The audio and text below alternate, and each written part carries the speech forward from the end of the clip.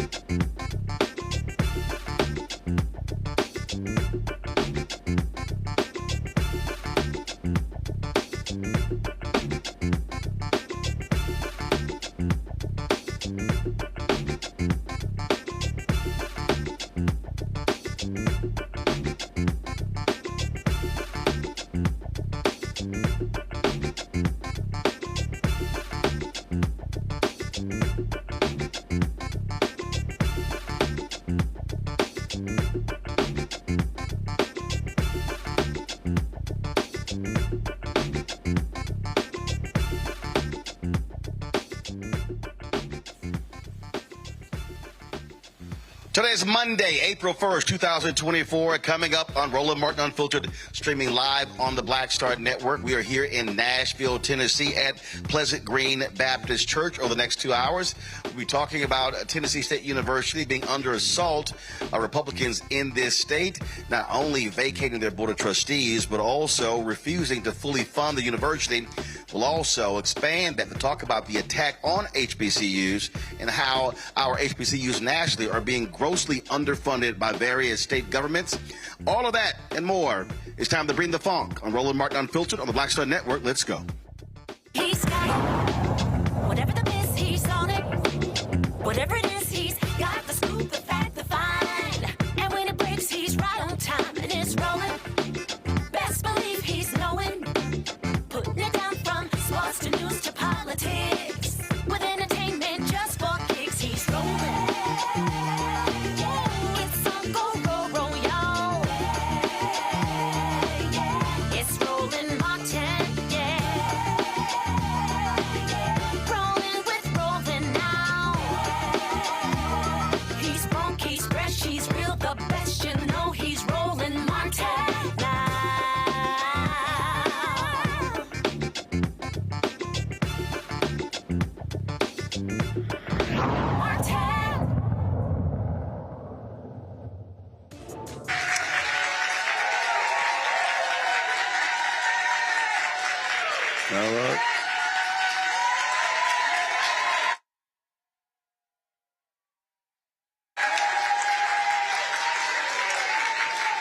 Folks, we are here At Pleasant Green Baptist Church in Nashville. With that shot, you can't see the folks sitting out here, but folks are here.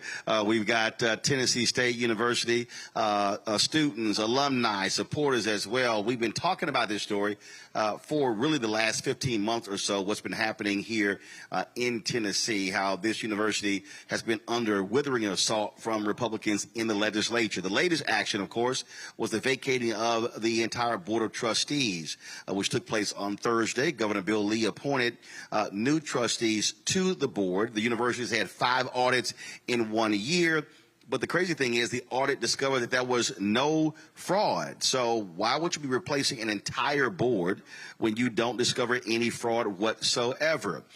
But a lot of this really began after they began to demand the money that they are owed. A committee determined a couple of years ago that Tennessee State was owed some $544 million. That is separate from the additional $2.1 billion the university is owed. Republicans complain about issues with lack of dormitory space because of the growing student population there, yet that's what you would want. You would want to see great progress in terms of the population increasing. Well, earlier today at the state capitol, a number of us participated in a news conference there, raising the awareness and bringing attention to this issue. Among the folks who were there, of course, Reverend Dr. William Barber, Repairs of the Breach, Reverend Dr. Frederick Haynes III, who is senior pastor, Friendship West Baptist Church, president, CEO, Rainbow Push Coalition, Latasha Brown, co-founder of Black Voters Matter, Tamika Mallory, co-founder of Until Freedom, as well as a student government president as well, and the student trustee on the board as well. Here is what took place earlier today. I think it's important to understand why students choose HBCUs. I know a lot of individuals who question that, who might not have our best interests at heart. Well, I'll answer it for you. Students choose HBCUs because this is the network of individuals where we are actually invested into. This is where we're given that opportunity. We're given that second chance. We're not blindsided and we're not thrown to the curb by the different disparities and systematic oppressions that we face on a daily basis. I think it's a way to allow us to overcome the challenges that we face within our communities, to become that change, to become that uplifter, to become a part of the new strategy, to become a part of the new expectations. I think it's about time that we understand what it means for a student to actually attend an historically black college or university. It's pouring into the foundation that have been left for African Americans to receive education. This is what matters most, correct? As we know that education is one of the most valuable keys in this country as far as success. So there's no doubt that the most valuable key to success is being taken, or is being underfunded, or is being negligent. It's very interesting to me that, considering the disparities that HBCUs are facing. This isn't just Tennessee State University. Several, if not all, HBCUs are facing similar issues, and it is not a coincidence. Irregardless of what the legislature has done the other day, the fight still continues. Yes. The fight still continues. Yes. I am Reverend Bishop William Barber with Repairers of the Breach. And we have here today Roland Martin, we have Dr. Freddie Haynes, we have Latasha Brown, and Tamika here today. But I want to settle us in a couple of places before we move. Number one, we're here today to say to all alumni and students, it's time that we sound an alarm and fight back in every state. Yes. In every state. Number two, in every state, because all of the colleges that are underfunded, except for the Black University in Oklahoma, are in the former Confederate states. That's right. All of them that are underfunded. $12 billion, almost $13 billion of underfunding.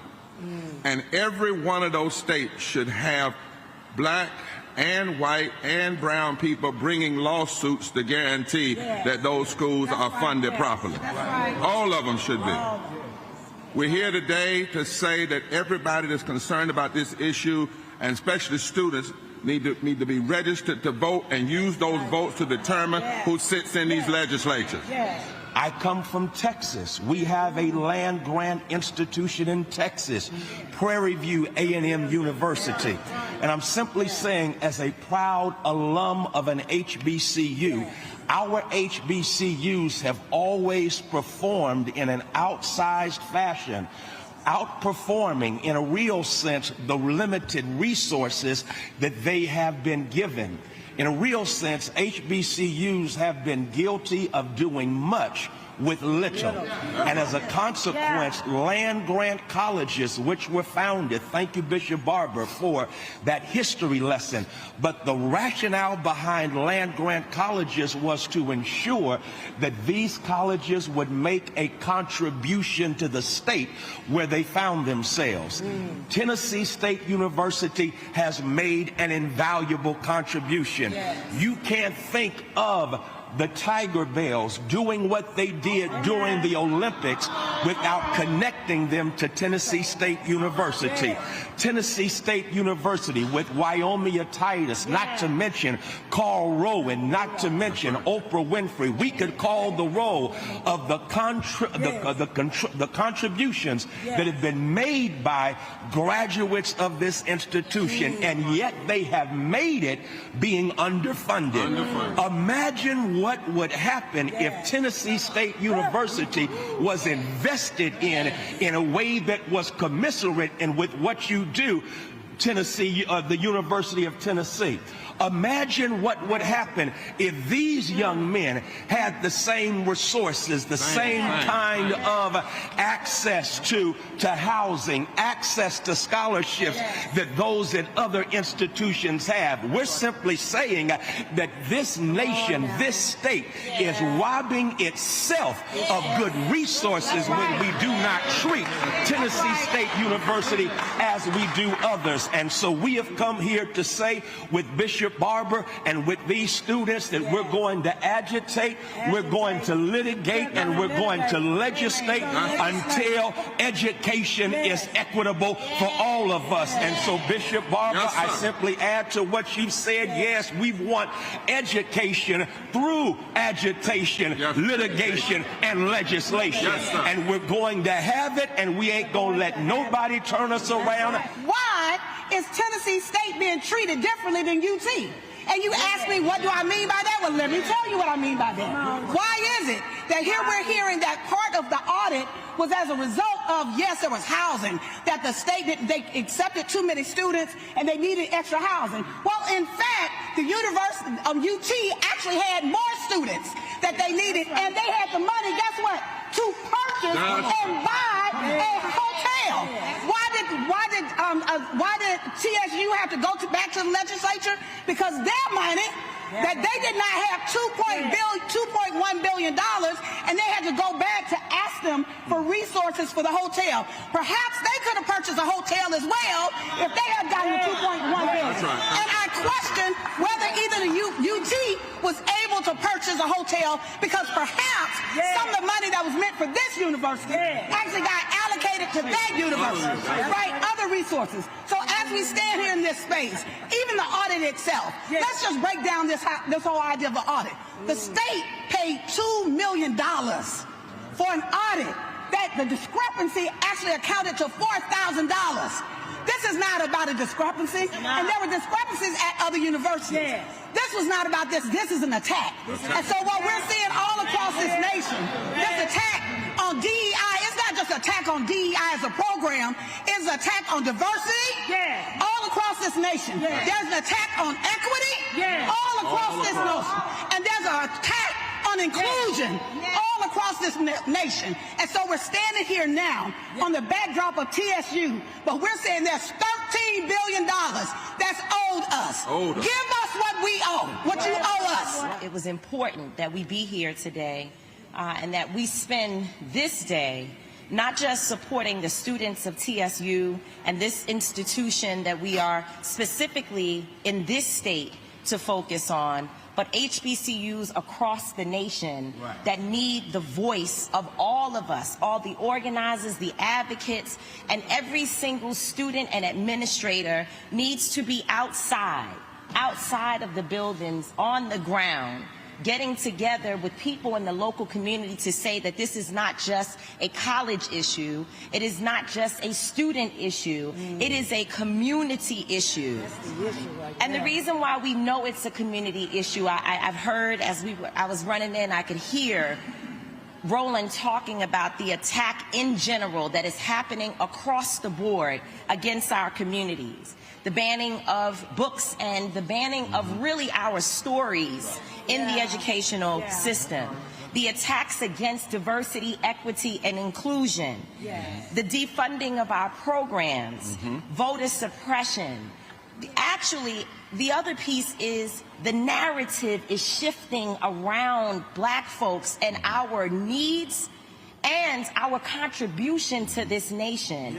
There is an attempt to erase us, and we must be clear that it is coordinated and it is actually very strategic if you're paying attention. And so we must be the same. We've done this before, brothers and sisters. We are attacked constantly. What we cannot allow is the naysayers to get in our minds and tell us that we're uneducated, we're unqualified, and that we do not deserve to reap the benefits for a nation that we built. We built this nation on our backs. And as my sister Angela Rye would say, we did it for free. For free, that's right. But we will not stand by and allow it to be for free. We didn't have a choice back then. We have one now to say you will pay us, you will respect us, and you will invest in our communities and especially in our young people. Now, if you missed that news conference, you can actually go to our Black Start Network app. You can go to our YouTube channel as well. You can see the full 1 hour and 15-minute news conference. So that sets the table for the conversation we're going to have. And so right now, we'll go to a commercial break. When we come back, we'll chat with our panel here. We'll, of course, join in D.C. by Dr. Greg Carr, of course, a graduate of Tennessee State University. But we also have a number of folks here as well, folks here in the audience. And because, again, as we said, this is not just a Tennessee State student issue. You're talking students, faculty, staff, but also you have more than nearly 8,000 students, and we're talking about businesses in the community around the university as well. So it's a much broader issue, and we're going to unpack that for you right here in this special edition of Roland Martin Unfiltered here in Nashville. We'll be right back in a moment.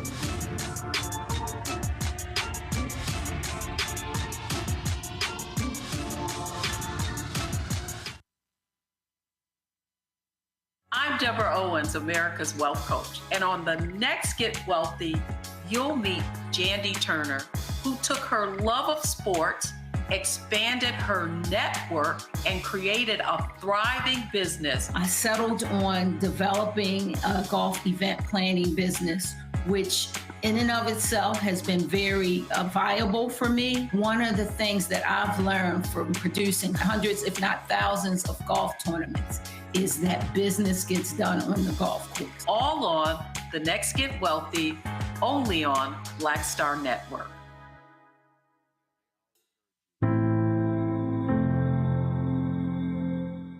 This is Attorney Demario Solomon Simmons. I'm a national civil rights attorney. I'm also the founder and executive director of Justice for Greenwood. Many of you guys know I've been leading the fight for the last 2 living survivors and the Greenwood community overall. We have a historic hearing coming up on April 2nd at 1:30 p.m. in front of the Oklahoma Supreme Court. I need all of you to support us as we try to get justice for this issue for the first time in almost 103 years. Sign up to support us during this hearing on Tuesday, justiceforgreenwood.org/watch party, April 2nd, 1:30 p.m. We need your support, your messages, and your prayers. We appreciate you. Justice for Greenwood. As bad as Trump was, his economy was worse, and Black America felt it the most. He cut health insurance while giving tax breaks to the wealthy and big business. As president, I put money in pockets and capped the cost of insulin at $35 a month. There's a lot more to do, but we can do it together. Hey, what's up? It's Sammy Roman. Hey, it's John Murray, the executive producer of the new Sherry Shepherd Talk Show. It's me, Sherry Shepherd, and you know what you're watching, Roland Martin Unfiltered.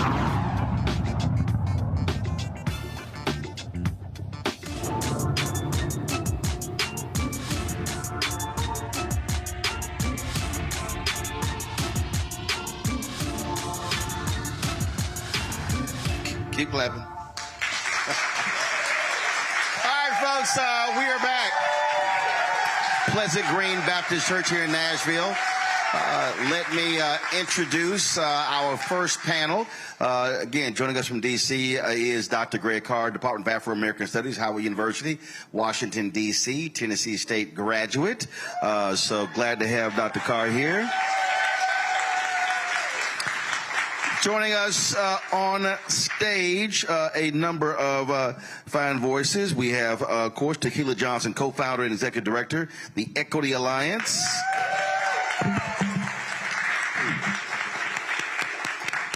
Kenny Smooth, Vice President, Urban Program Director at WQQK-FM in Nashville. Also joining us, Sean Wimbley Jr., Tennessee State University student, and, well, listed as former trustee, but that's sort of in question, but, of course, student trustee on the board.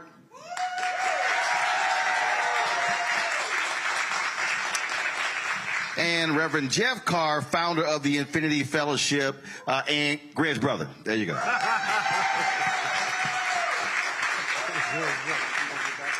So I want to start here, Sean. I want to start with you because what people have to understand is that there are a lot of moving parts here, and I fundamentally believe, because how we've been covering this, that the moment that committee said that Tennessee State was owed $544 million, then all of a sudden the bullseye was on the university's back. And then folk began to all of a sudden, who've ignored the university for the longest, now all of a sudden have care and concern about the university. So, and I asked this question earlier, so I'm just curious. Most of these legislators, have you ever seen them on campus? So I'll say this. The SGA president and I have been talking with legislators to get them on campus. We were not able to get anyone on campus for the past, I want to say, year. Whenever the underfunding crisis first hit TSU, it was him and our initiative to work with legislators to get them to see the state of our campus. So the state capitol's in Nashville. Yes, sir. Tennessee State's in Nashville. Yes, sir. And the folk who are voting to fund Tennessee State can't even be bothered to visit the campus to see with their own eyes the state of the university. Yes, sir. And I'll speak and I'll say this. There have, I believe we may have one or two that came and visited, but we have whole groups, whole committees that are only about 10 minutes from our campus, and we couldn't get them to come out to see our dorms, see our pool, see our facilities, see the roofing in our academic buildings falling apart. I think one of the legislators that came to visit didn't come to see the issues. I believe that the person came to critique the school. So that's just my opinion. But when it comes to coming to see where the state of our university is in terms of not judging it in a negative sense, I don't think we've had that. See, Greg Carr, that for me is a problem. The problem for me is how are you going to be making decisions, funding decisions, and you don't even show up? You won't even come actually see it. You're making judgments, and you've never actually ascertained yourself what the needs are. Even the I would say the education committee or the appropriations committee. That to me shows how nonsensical all this is. That's certainly one way of thinking about it. Another way of thinking about it, Frank, that there are no humans at Tennessee State. See, what these white boys are doing, what these white nationalists are doing is what they've done since Tennessee State was founded, and certainly after the cotton curtain raised of Jim Crow. They don't have any respect for Tennessee State. They built a whole campus downtown called the University of Tennessee, Nashville. They took a lawsuit, the Geyer case, to eventually resolve that. They don't have to come to the campus because there's nothing there for them to see. They are engaged in the latest iteration of trying to take their school. And as my brother would tell you when he was student body president, what we would do is, oh, you don't want to come see us? No problem. We're coming to see you. We would go down to the legislature. You don't get to conduct general order of business without us there. And when they finally did that, I was one of the people who helped Avon Williams cut the ribbon when they renamed the campus. They were going to build a new campus. The whole point is ignore the HBCUs in the state capitals, control them without engaging anyone there, And we've got to reframe this to have a conversation about what is really going on here. This is about power. Power only respects a demand. It never has, and it never will do anything different. And that's, of course, what Frederick Douglass said. They don't have to come see. And we need to stop asking them to come see. No, you are against our common humanity. So at this point, we need to roll over you, and that means organizing people, regardless of race, regardless of class, regardless of background. Tennessee State is a jewel, and it's a jewel that they well know the value of because they have been attempting to get their hands on it for decades. Tequila, that point there, I mean, 10 years ago, there were 9,000 students at Tennessee State. You've got about 7,600 right now. And what's 6,000. 6,000. And which has also been an increase. So the number's been fluctuating there. And I've said this, and so this is not just Nashville. When I spoke at Southern, I said to them, you're in Baton Rouge. The state capital is right there. How is it that you haven't dropped the same number of folk who roll up to a homecoming on the state capitol when it comes to seeking funds? And so let's talk about that, because at the end of the day, as Greg says, they're not going to move until they feel pressure. And I appreciate the students who were there Thursday. I appreciate the students who've been there, but it can't be 10, 12, 15. They've got to look up one day and see nothing but blue and white in the Capitol Rotunda, and they got to see 2, 3, 5, 10,000 showing up saying, where's the money? What have y'all been doing to educate, to get folks here to understand that they've got to be in this fight, not just have a few activists doing it? Yeah, you know, that's a great question. I tell people all the time when we talk about Tennessee, Tennessee is 51st in voter turnout. We are dead last, a state where Dr. Martin Luther King Jr.'s life was claimed, the state where the KKK was founded. And that is strategic and that is intentional. And so one of the things that we've been doing is starting off with having conversations like this where we can begin the healing process. Because part of the reason why we are not showing up in droves is because we're divided and pointing fingers and trying to figure out whose deal is it anyway. Is it the students' deal? Is it the community's deal? Or are there a few legislators in there making deals on our behalf? And so we have to heal, one, but two, we have to have safe spaces like this where we can call a spade, where we can say, what do we need to do to get what we want? At the end of the day, appointing black faces in high places is all good, but it's not good if it don't come with that $2.1 billion. So we have been really hitting the ground, hitting the pavement, one voter at a time, registering people to vote. We have a student that's working with us at TSU, a student that's working with us at FISC, and we're really trying to educate them, but also give them the tools to be able to advocate for themselves. It's not just enough for me to show up when something hot happens. We have to empower people who are directly impacted, meaning the students, the community, the business owners, and so forth. Jeff, speak to when you were a student, walk us through that process. How did you get the student attention to understand that, hey, yes, we're in school, we're trying to get our degree, we're trying to graduate, but you got to fight for some stuff while you're here? You know, I'm glad you brought that up, Uncle Roro. And I call you Uncle Roro, though you're younger than me, brother. But I want to say welcome to the city and thank you for shining a light. I told you. You said you were coming. I told you we were coming. I told you last year we were coming. I thought you said you were going to come, and you said you did, and true to your word. Well, I had pushed a lot of other civil rights folk to do this, and a lot of them were unresponsive. So I said, fine, we gonna come. Oh, no. They on a text message, and I told them. And so they've been unresponsive, and they gonna hear from me again. But yeah, go ahead. Welcome to Nashville leadership, brother. See, there's a reason why I don't come out much. It's because I have a light switch that doesn't have a dimmer. It's either 0, and let's keep this peaceful, or it's 1,000, and the heat is on. So I want to give you a little audience and occasion note here as I tell you about the history of that. We're in Nashville. So in D.C., I'm Greg's little brother, Jeff. In Nashville, Greg's Jeff's brother.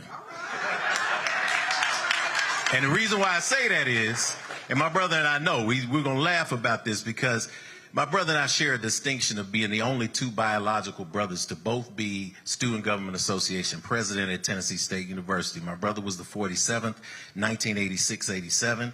I was the 50th, apparently, 89-90. When my brother was SGA president, he secured a promise from the governor in something called the Master Plan to invest in Tennessee State University because for 75 years we were operating at half the appropriation than the other schools. This led to the stipulation of settlement, the Geyer settlement, the case that we've all been talking about and you've been highlighting on your show for the last several months. This is a moment, however, where we see it. The next SGA president after my brother, nothing got done. The president after my brother, nothing got done. By no fault of those presidents, but by the state dragging its feet. When I was elected SGA president in '89 in that summer, I looked at the cabinet, the student body, and I said, before I leave this university, this state is going to go through on their promise. They're going to fund this university. Now, what did it take? It took 14 days lying on the floor. Many of the faces in here, I look out here, I see Brenda Haywood, I see Vanita Lewis, I see Gary Burke. When I see your faces 34 years ago, last month, we took over the administration building and refused to leave. We went to the downtown campus, and for 14 days we sat there. 9 of those days we went on a hunger strike. I didn't eat for 9 days. I watched my fellow students at the age that Brother Wimberly is be carried out in ambulances with IVs in their arms. We marched through 150 riot policemen with a canine squad in the background, shoulder to shoulder, 2 by 2. You remember that? I see the faces from the city. Y'all know. There we are. We got out, and here's what happened. Here's what I know. As a result of that sit-in, 2 things happened. Number one, I sat down with Ned Ray McWhorter in his office after midnight, and he pleaded for this thing. Folks who don't know, who is that? The governor at the time. Got it. Ned Ray McWhorter. Country white man said, call me Ned Ray. He said, how do we end this thing? I looked at him and I said, you write the damn check. So, respect to the house, Brother Jackson. Thank you so much for hosting us here.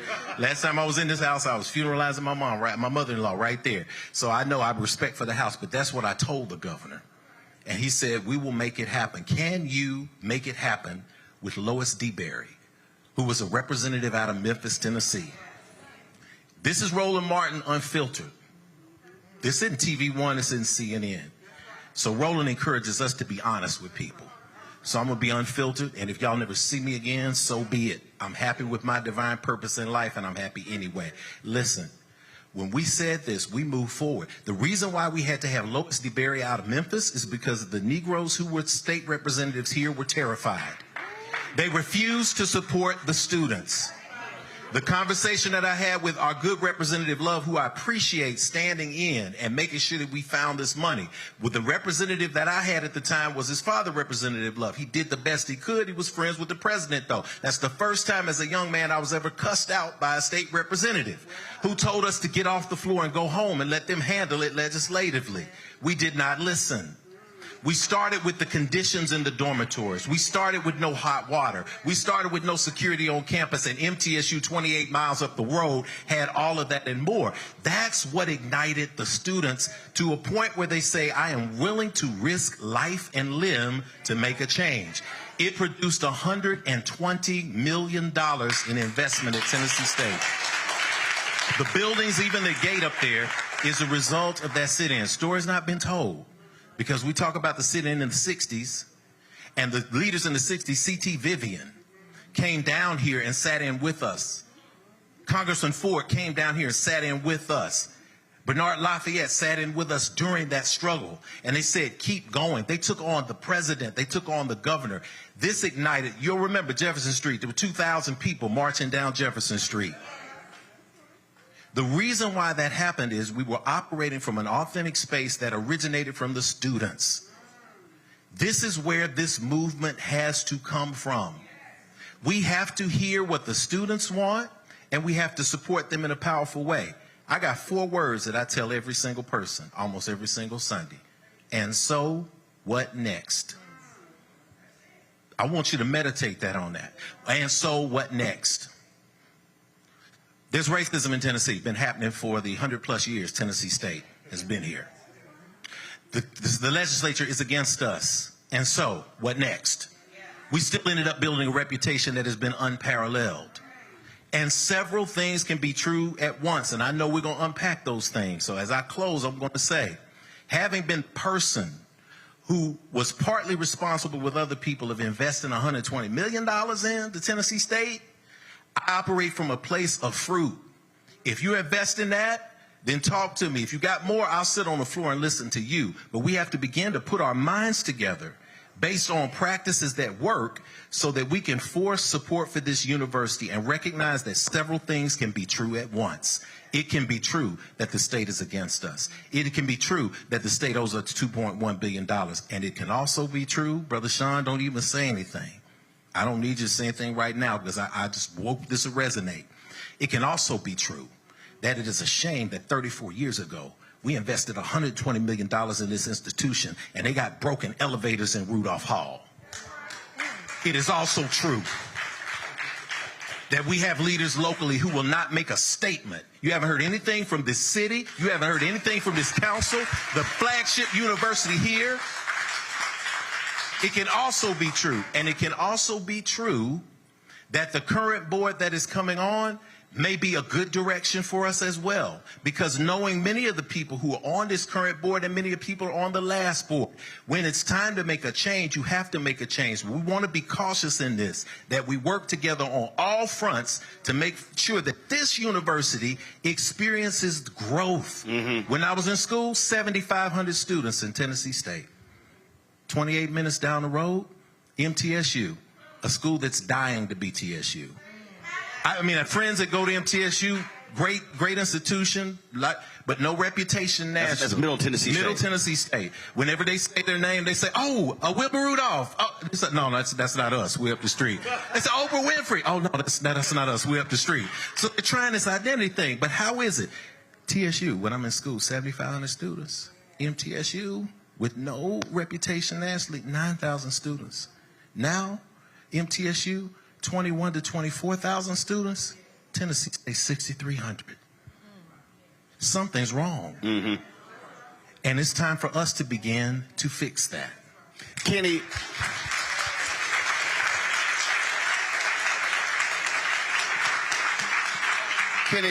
what are you hearing? Are people talking? What are they saying?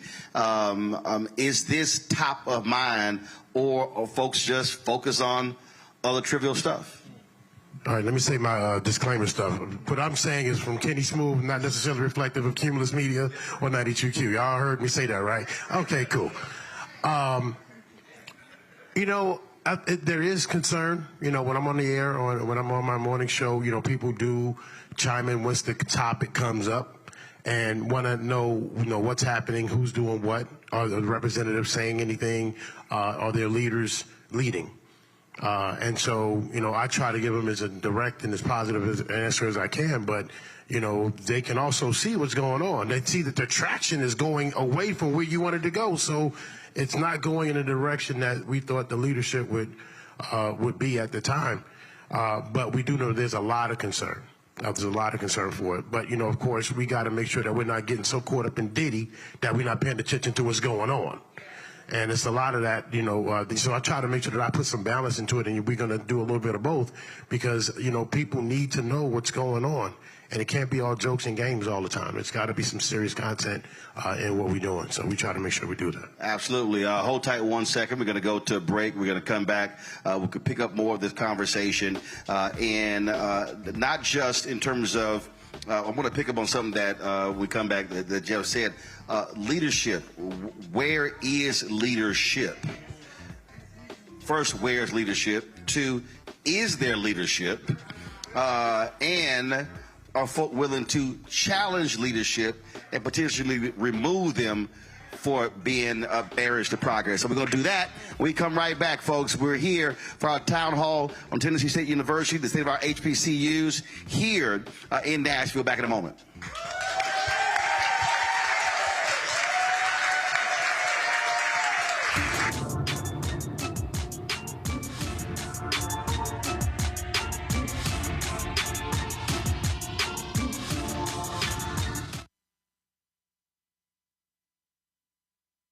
Fanbase is pioneering a new era of social media for the creator economy.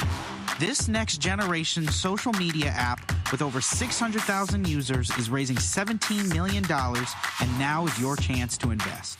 For details on how to invest, visit startengine.com/fanbase or scan the QR code.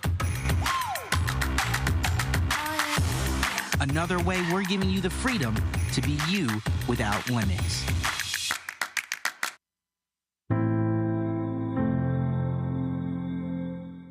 This is Attorney Demario Solomon Simmons. I'm a national civil rights attorney. I'm also the founder and executive director of Justice for Greenwood.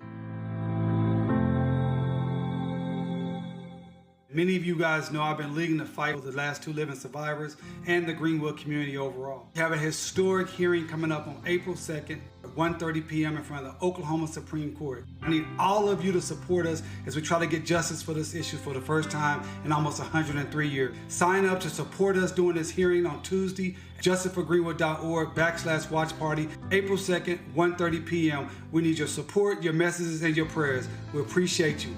Justice for Greenwood. I'm Dee Barnes, and next on the frequency, Beyonce has always been country. We're talking to music, pop culture, and politics writer Taylor Crumpton about her new article on Beyonce's new country songs and how country music has always been part of Black culture. Since the release of Texas Hold'em and 16 Carriages, there has been a definition of what Black country music is and a definition of what white country music is. White country music historically has always won the awards, have always got the certifications. Black country music has not. This is a conversation you don't want to miss. That's next on the frequency on the Black Star Network. Hello, we're the Critter Fixers. I'm Dr. Bernard Hodges. And I'm Dr. Terrence Ferguson. And you're tuned in to Roland Martin, Unfiltered.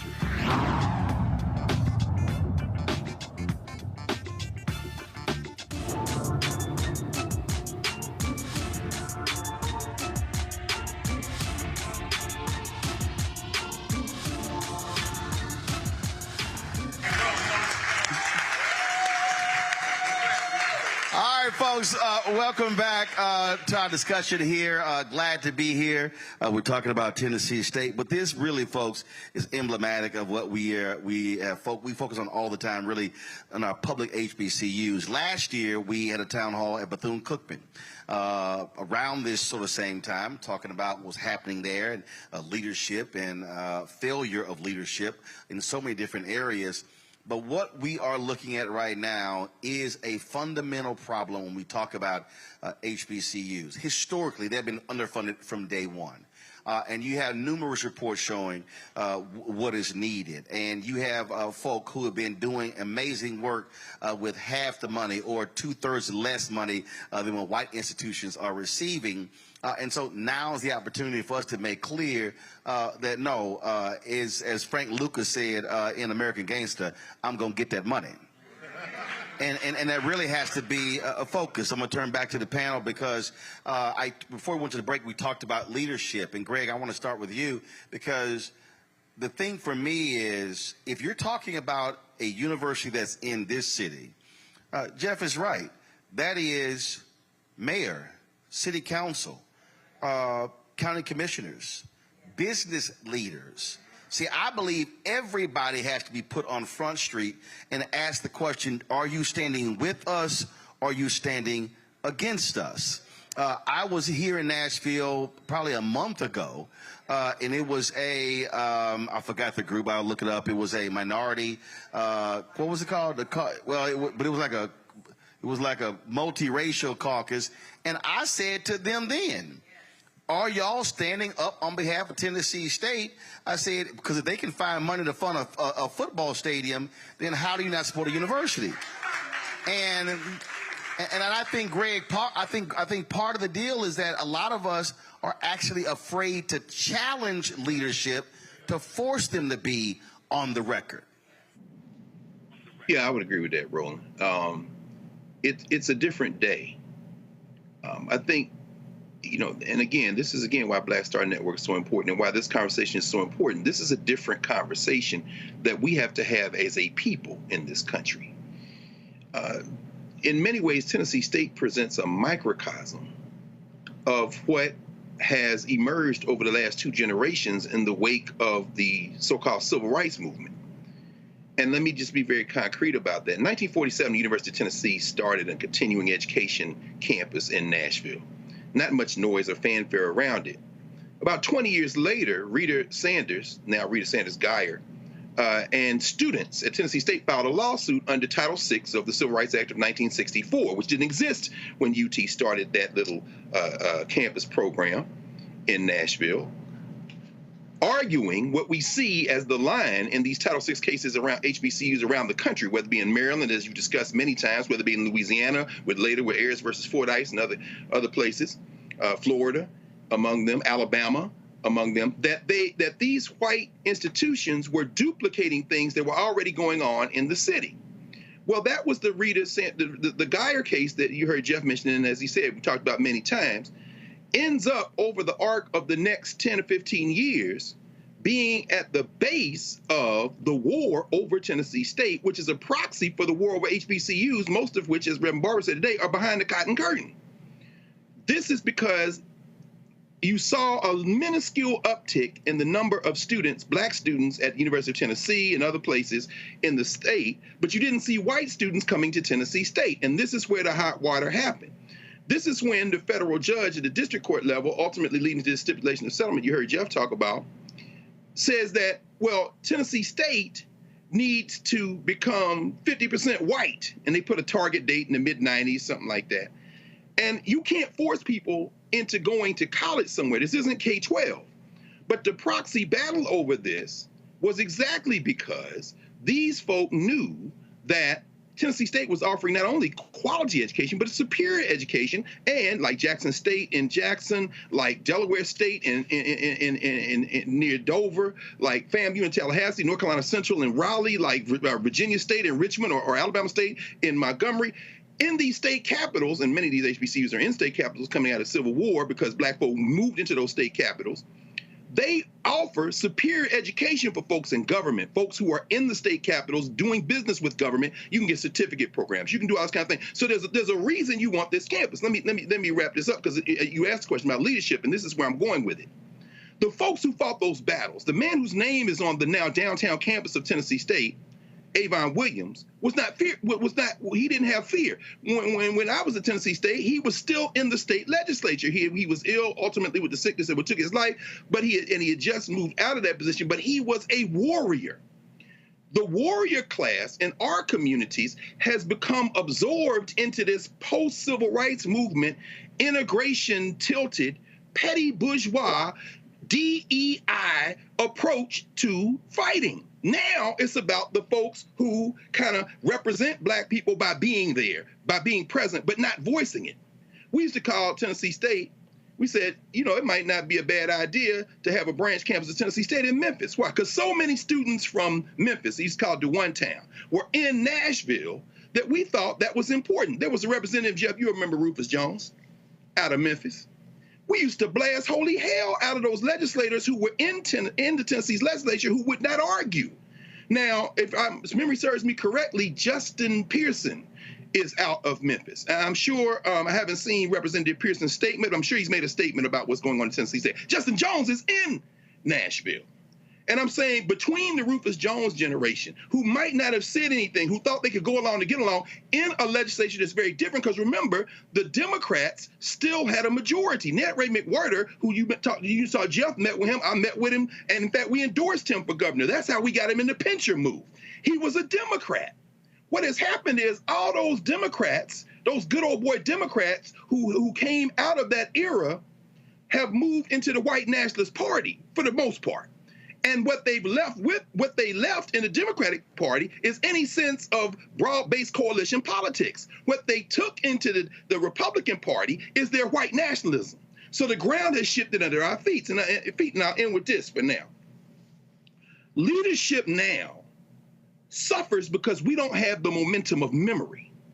See, this is a problem. When you have people come into leadership who have not come out of black communities with long-range struggle, who have not sat with elders, with people who are in the community to understand that they are receiving a baton, but who are quick to jump up and say, we have the baton. You don't even know what a damn baton is. You don't understand. Individuals don't be institutions. These white boys have institutional memory. These hillbillies in the state legislature now, the ones who have been interfering with Tennessee state leadership for generations, Otis Floyd, who has got his name on the student center that Ned Makewerder gave that money to have built. Otis Floyd was handpicked by them to be a person they could kind of manage. And guess what? When he left there, Middle Tennessee State University, the State Board of Regents, they've got Negroes they picked that they can manipulate. But then we show up, each generation, without that playbook, without the momentum of memory, then has to start from scratch. And we cannot do it that way. We need leaders who understand the history, and then they can plug in their techniques, their strategies into a long arc of history. And that is something I think this conversation we're having tonight will go a long way toward helping us do, not only in the state of Tennessee with Tennessee State, but at all our HBCUs who have something similar in terms of the arc of struggle that we're engaged in. See, folks, the reason go ahead.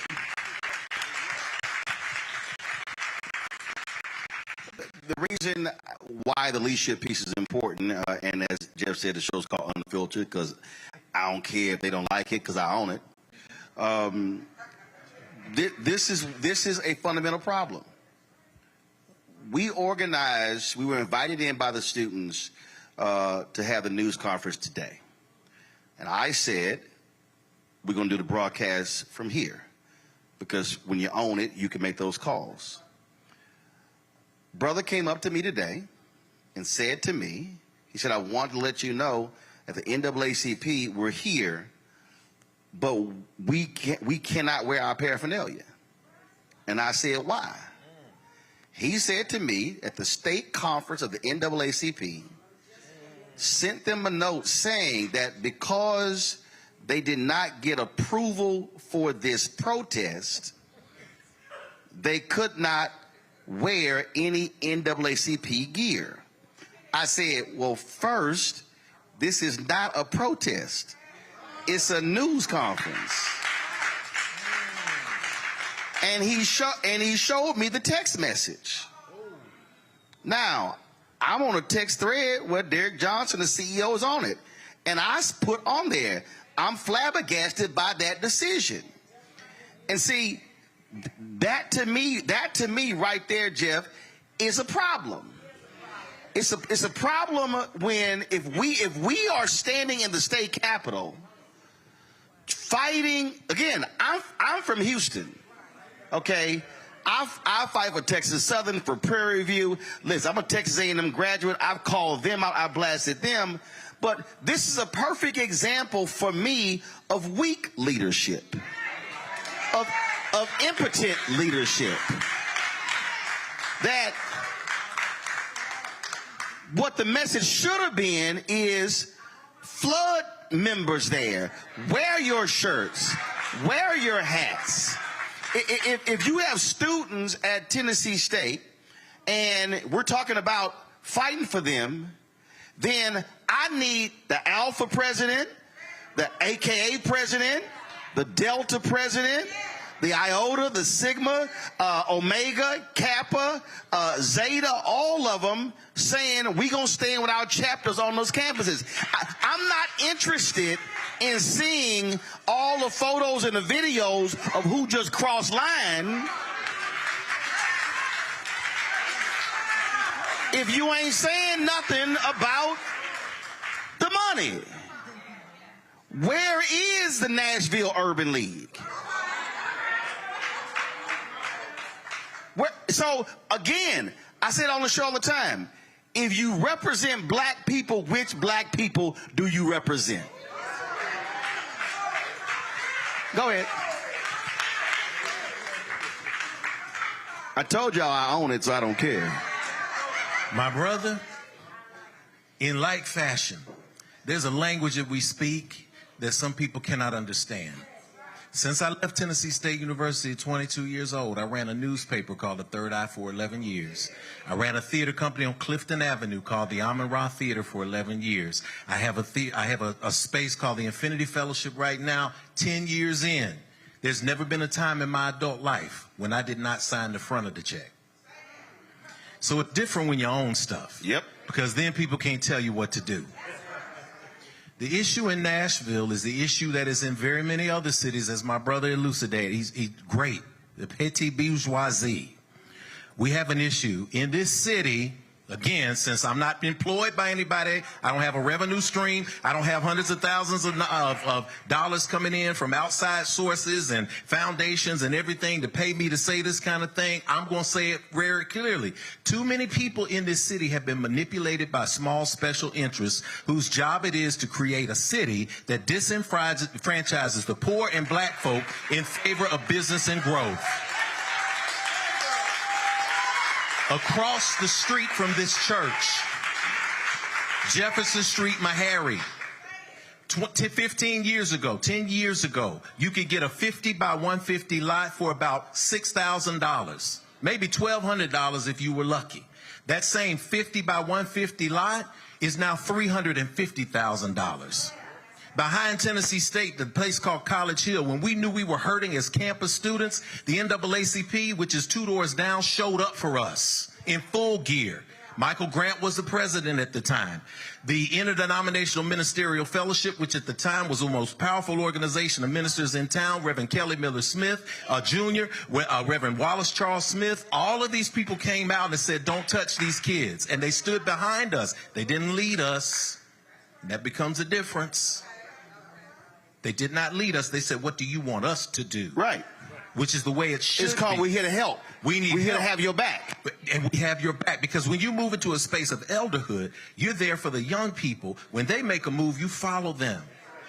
In the absence of that, if the students are not in a space where they speak up, we have to be careful in this city because there are people who will take the opportunity to grab this camera lens and this light to promote their own agenda, and much of the time it is tied to those special interests who are making the donations to the campaigns.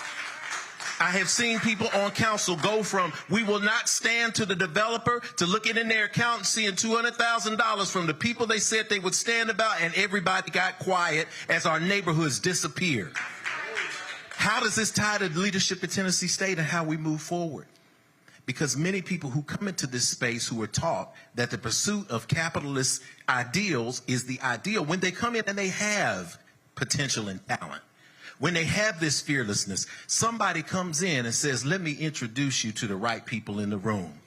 And instead of doing the right thing, they're convinced that they're doing the best they can. So when it's time for the cameras to come on, they show up and they talk and they're there. But when it's time to do the day-to-day work, many of these students out here I counsel personally, spiritually, as a spiritual leader. And they come in and they're crying and they're hurting because they say nobody listens to us. And every time we try to tell our story, somebody from some random organization we don't know about pops up and grabs a mic and won't even listen to us. We have got to get this balance in. That's why I'm grateful for you for coming to this city, because there are things that you can illuminate that other people in this city are too afraid to illuminate because their hand is in the bag. I'm not saying this from a judgmental space. Listen, my wife and I got 5 kids. I got 2 adults, 1 adult in about 2 days. They're sitting in the back row back there. 3 of my kids are in this space today. So I want them to hear this. Because one thing as owners, Roland, one thing that I can say my kids have never seen me do. They've never seen me be one person when I'm in these places and somebody else when I get home. And a lot of our young people growing up are seeing that when they go home. So they're learning to play a game. Right. So this transparency as it comes to the university is, what are we, this generation, willing to sacrifice to make sure that the next generation can be here? And some of that falls externally and some of it falls internally. The board had an opportunity, if I can talk real, to say let go of 3 people. The deal is you let go of 3 people, we're going to keep 5 in place. Now, as an owner and as a person who advises nonprofits professionally, that's real simple math to me. You line up 8 people and you say, who's brought in the most resources? Let's rank them 1 through 8. The bottom 3, write the letter in 15 minutes. There you go. And let's keep control of the school. Yeah, but one of the fundamental problems is that when we look at many of our black institutions, we got folk who sit on boards who haven't contributed a dime, who raised no money, but will be the first one to show up when it comes to the reception. Yes. Look, I've sat on. You've seen it. I ain't got. Listen, I've sat on numerous boards. And I remember I was on the board of the National Association of Black Journalists, and somebody gave us $10,000, and people all excited. They were like, Roland, they're like, you okay? I'm like, I'm sorry, about what? They were like, we just talked about the donation. I was like, I don't mean no disrespect, but that's $10,000. Local chapter, I said, that wasn't national. that was national. I said, I don't get excited about $10,000. Now, but then here's what I did, though. I stepped back and looked around the room. There's 15 people on the board. I guarantee you only 3 of the people on the board had ever negotiated a 6-figure salary. How about that part? So for somebody who's making $40,050, $10,000 is huge. Yes. When you made $1 million plus, $10,000 is small.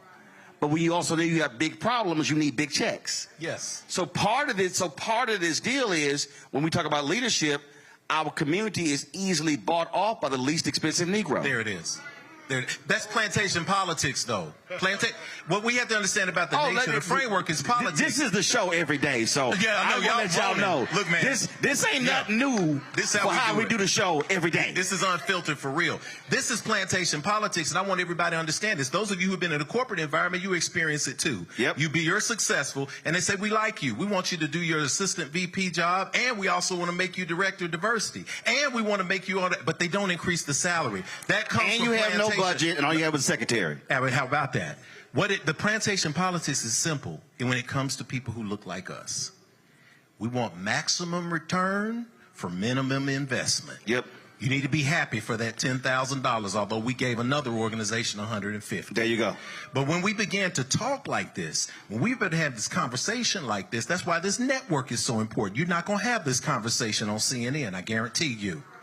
You're not going to have this level of truth, but it's going to make you think. Even if you get angry, you're going to think, whose side am I willing to be on? There you go. And what legacy do I want to leave in the world for people after I'm going to say? Because Walter S. Davis, William Jasper Hale, Frederick Humphreys, all of those ancestors there, they left a proud legacy. So it's time for us to now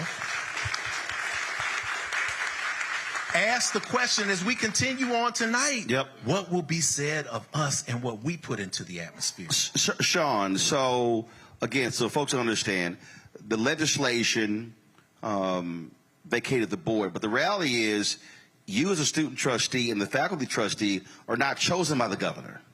You're chosen by is it because you who actually chose you to be on the board? So the students, they pick us first through an application process. Got it. Then from there, the president's cabinet interviews the 3 finalists, and the board approves the final finalists. But the board has the ultimate say-so on who they want to serve as student trustee, and I believe the same process is in place for the faculty trustee as well. So, so right now, folks, what's your status? Are you student? You're student, not student trustee. No, sir. So you're gonna have to go through. So with this new board, go through that process. Yes, sir. I'll dare say this. I believe, and I saw a lot of people.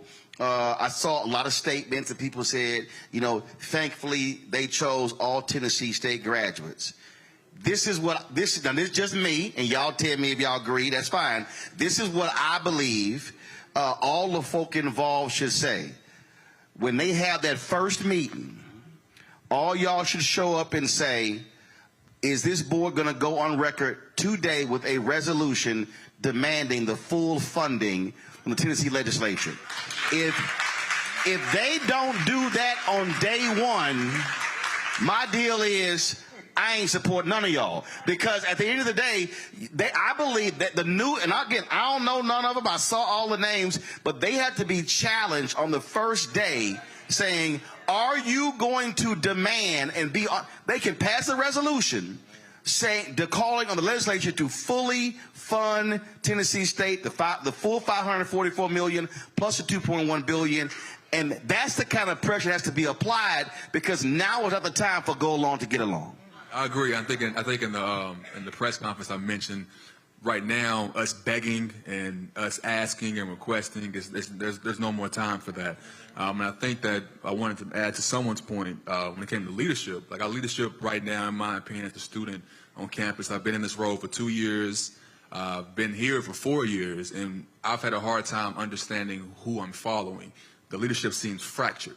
So when I got into the role and tried to address these concerns, it was almost like I was in a place of limbo. And so I'm trying to reel all this back into moving forward, and now I'm graduating. When it comes to 2025 and beyond, the next leaders, student, administrative, across the board, we have to change our strategy.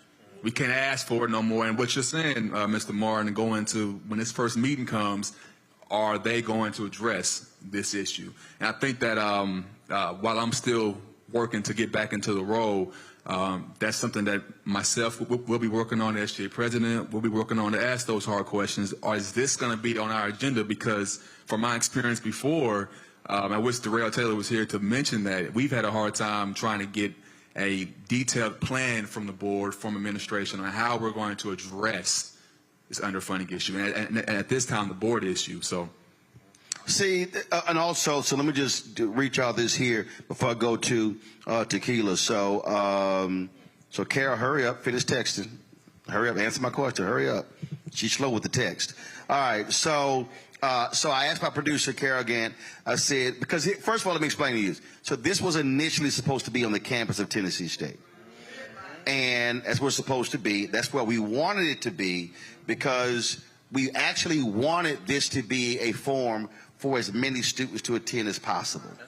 But, you know, look, you got, because of all this drama, okay, what's going to happen? So it's kind of like, hey, needs to be moved off campus. Okay, fine. I do want to hold this on campus, so I ain't got a problem coming back.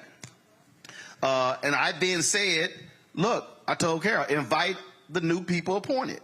So we did. So we contacted all of the newly appointed board members, except Kevin Williams. We couldn't find contact info on Kevin Williams. Anybody got it, let me know. We will call him. And the only trustee the only appointee that responded was Charles Trauber. Carol said that he told us he had another commitment tonight, but we did invite him to come on a future show, and then we'll see if he takes up on our invitation. Because, see, my whole deal is I ain't going to problem talk to anybody. But they need to be on record as to where do you stand when it comes to the money. And Tequila, the same thing for the entire Tennessee Black Caucus and the full Democratic Caucus. Listen, we've been inviting the Democratic caucus chair, hasn't come on. We're going to keep calling her, because my deal is I need everybody on record. You got to be on record. I don't, the backroom stuff, no. I need you on record. Because once somebody is on record and up front, then we can say, now, hold up, no, on this date you said this here. And to me, when it comes to this here, the entire Black Caucus, not just a couple of people, not just Senator Oliver, not just Representative Love, but the entire Black Caucus should, I dare, you know what, forget that. This week, I believe this group should be demanding that the Black Caucus release a statement this week calling for the full funding of Tennessee State University as a body, and then the full Democratic caucus should be calling for that as well, to establish a marker, if you will, on how to move forward. I agree with you 100%. I mean, you said it. The full Black Caucus, and I will go so far as to say our city leadership and leadership in Memphis as well, considering we have a lot of students that go to Tennessee State that are coming from Memphis City Council, Nashville City Council, and mayors. Right. So here's why I'm sort of laying it out that way. Okay. So if one hitting the new board, y'all got to be on record. Now you got that in hand. Black Caucus, y'all got to be on record. Now you got it in hand. So now when you go to Nashville City Council, now you're like, where you at? Right. You got these two. Then, okay, County Commission, where you at? But can we Memphis City Council, where you at? And now, because then if somebody then goes, yeah, we ain't sure, hold up, now we got 3, 4. Oh, you don't stand with us? But can we talk unfiltered? Yes. Do we even have a caucus? Is our caucus even caucusing? Because from what I'm getting, from what I'm hearing from alumni, from what I'm hearing from people sitting in those seats, from what I'm hearing from lobbyists, is that there are 4 different deals being passed around within the Black Caucus. And we are in a Republican trifecta. So before we can even begin to try and pull a caucus to do something, we need to pull them together and hold them accountable. And we need to tell them what we want. They work for us. Right. But that's why I mean demanding from the caucus, and every Black Caucus member sign the letter calling on the funding. And again, those who don't sign, that's what we say. I was going to say, what where did you say, at? Jeff, and then what? Where you at? Because some of them are not going to sign. We have Black folk that ain't even in the caucus. Some of them are not going to sign. Hold on. So you got some Black legislators who are not in the caucus? Absolutely. Who? Well, because they will get called. I'm just letting y'all know. Last I heard, Representative Jones was kicked out of the Black Caucus. So Representative Jones. And so yes. Got so it. this now is he's where on record, but he was kicked out of the caucus. I got it. He was kicked out of the caucus. Hold on, go ahead. I'm gonna text him. Was he kicked out of the caucus? Go ahead. That was the last I don't wait to heard. check. Now, go ahead. I don't like to get involved in they on the floor of politics, because I believe that they work for the people, and if they too afraid that they gonna lose their seat if they stand up, we can take them out of it. So even people who my former business partner is elected, and when I ask her for something, I show up like I'm showing up to talk to Governor Lee. Make no mistake about it. This isn't about making friends. This is about getting change. And if you want to make change, you got to know that you're not going to be liked. And I mean, a lot of people don't like me, so I'm okay with it. So I'm going to go to a break. We're going to come back, but I want to talk about, when we come back, I'm going to bring on a couple other people, because I want to talk about how all of the people who are fighting for Tennessee State, are they working together? No. That's why we're going to talk about Absolutely next. not. That's a good one. You're watching Roland Martin. I told y'all I ain't got no problem talking about stuff. This is how we do. This is every day. You're watching Roland Martin Unfiltered on the Black Star Network. All right, so...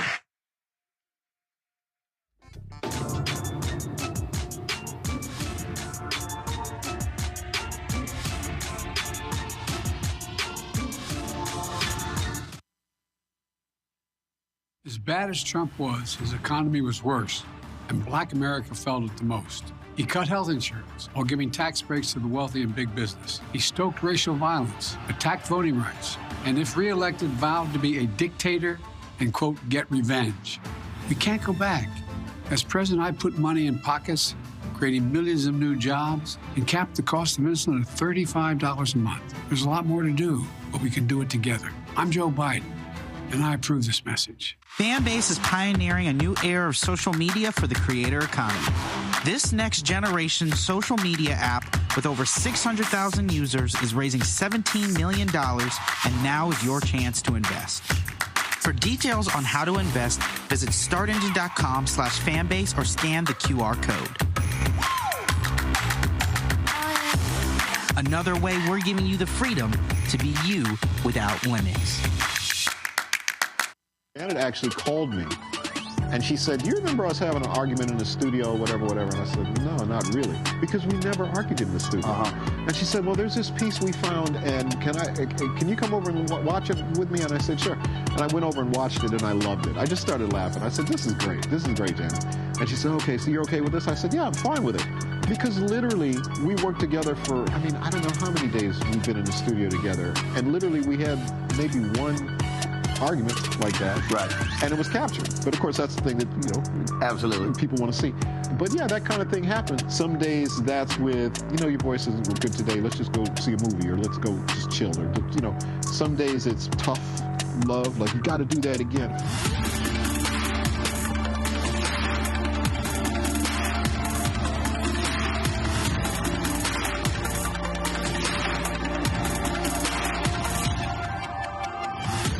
Grow your business or career with Grow with Google's wide range of online courses, digital training, and tools. Gain in-demand job skills with flexible online training programs designed to put you on the fast track to jobs in high-growth fields. No experience is necessary. Learn at your own pace. Complete the online certificate program on your own terms. Stand out to employers, get on a path to in-demand jobs, and connect with top employers who are currently hiring. Take one professional career certificate program or all 6. Earn a Google Career Certificate to prepare for a job in a high-growth field like data analytics, project management, UX design, cybersecurity, and more. All professional career certificate programs must be completed by December 31st, 2024. Scan the QR code to complete the application. There are 1,000 scholarships available. Grow with Google and J. Hood and Associates. Be job ready and qualify for in-demand jobs. When you talk about blackness and what happens in black culture, we're about covering these things that matter to us, speaking to our issues and concerns. This is a genuine people-powered movement. There's a lot of stuff that we're not getting. You get it, and you spread the word. We wish to plead our own cause. Too long have others spoken for us. We cannot tell our own story if we can't pay for it. This is about covering us. Invest in black-owned media. Your dollars matter. We don't have to keep asking them to cover our stuff. So please support us in what we do, folks. We want to hit 2,000 people, $50 this month, raise $100,000. We're behind $100,000, so we want to hit that. Y'all money makes this possible. Check some money orders. Go to P.O. Box 57196, Washington, D.C. 20037-0196. The Cash App is $RM Unfiltered. PayPal is R Martin Unfiltered. Venmo is RM Unfiltered. Zelle is Roland at RolandSMartin.com. Hey, what's up, y'all? I'm Devon Frank. I'm Dr. Robin B., pharmacist and fitness coach, and you're watching Roland Martin Unfiltered.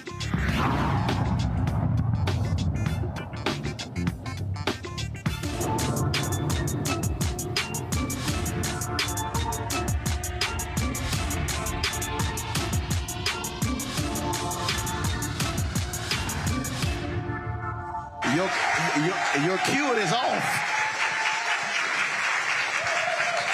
Hey, folks, welcome back. We're at Pleasant Green Baptist Church here in Nashville for our town hall regarding Tennessee State and our HBCUs.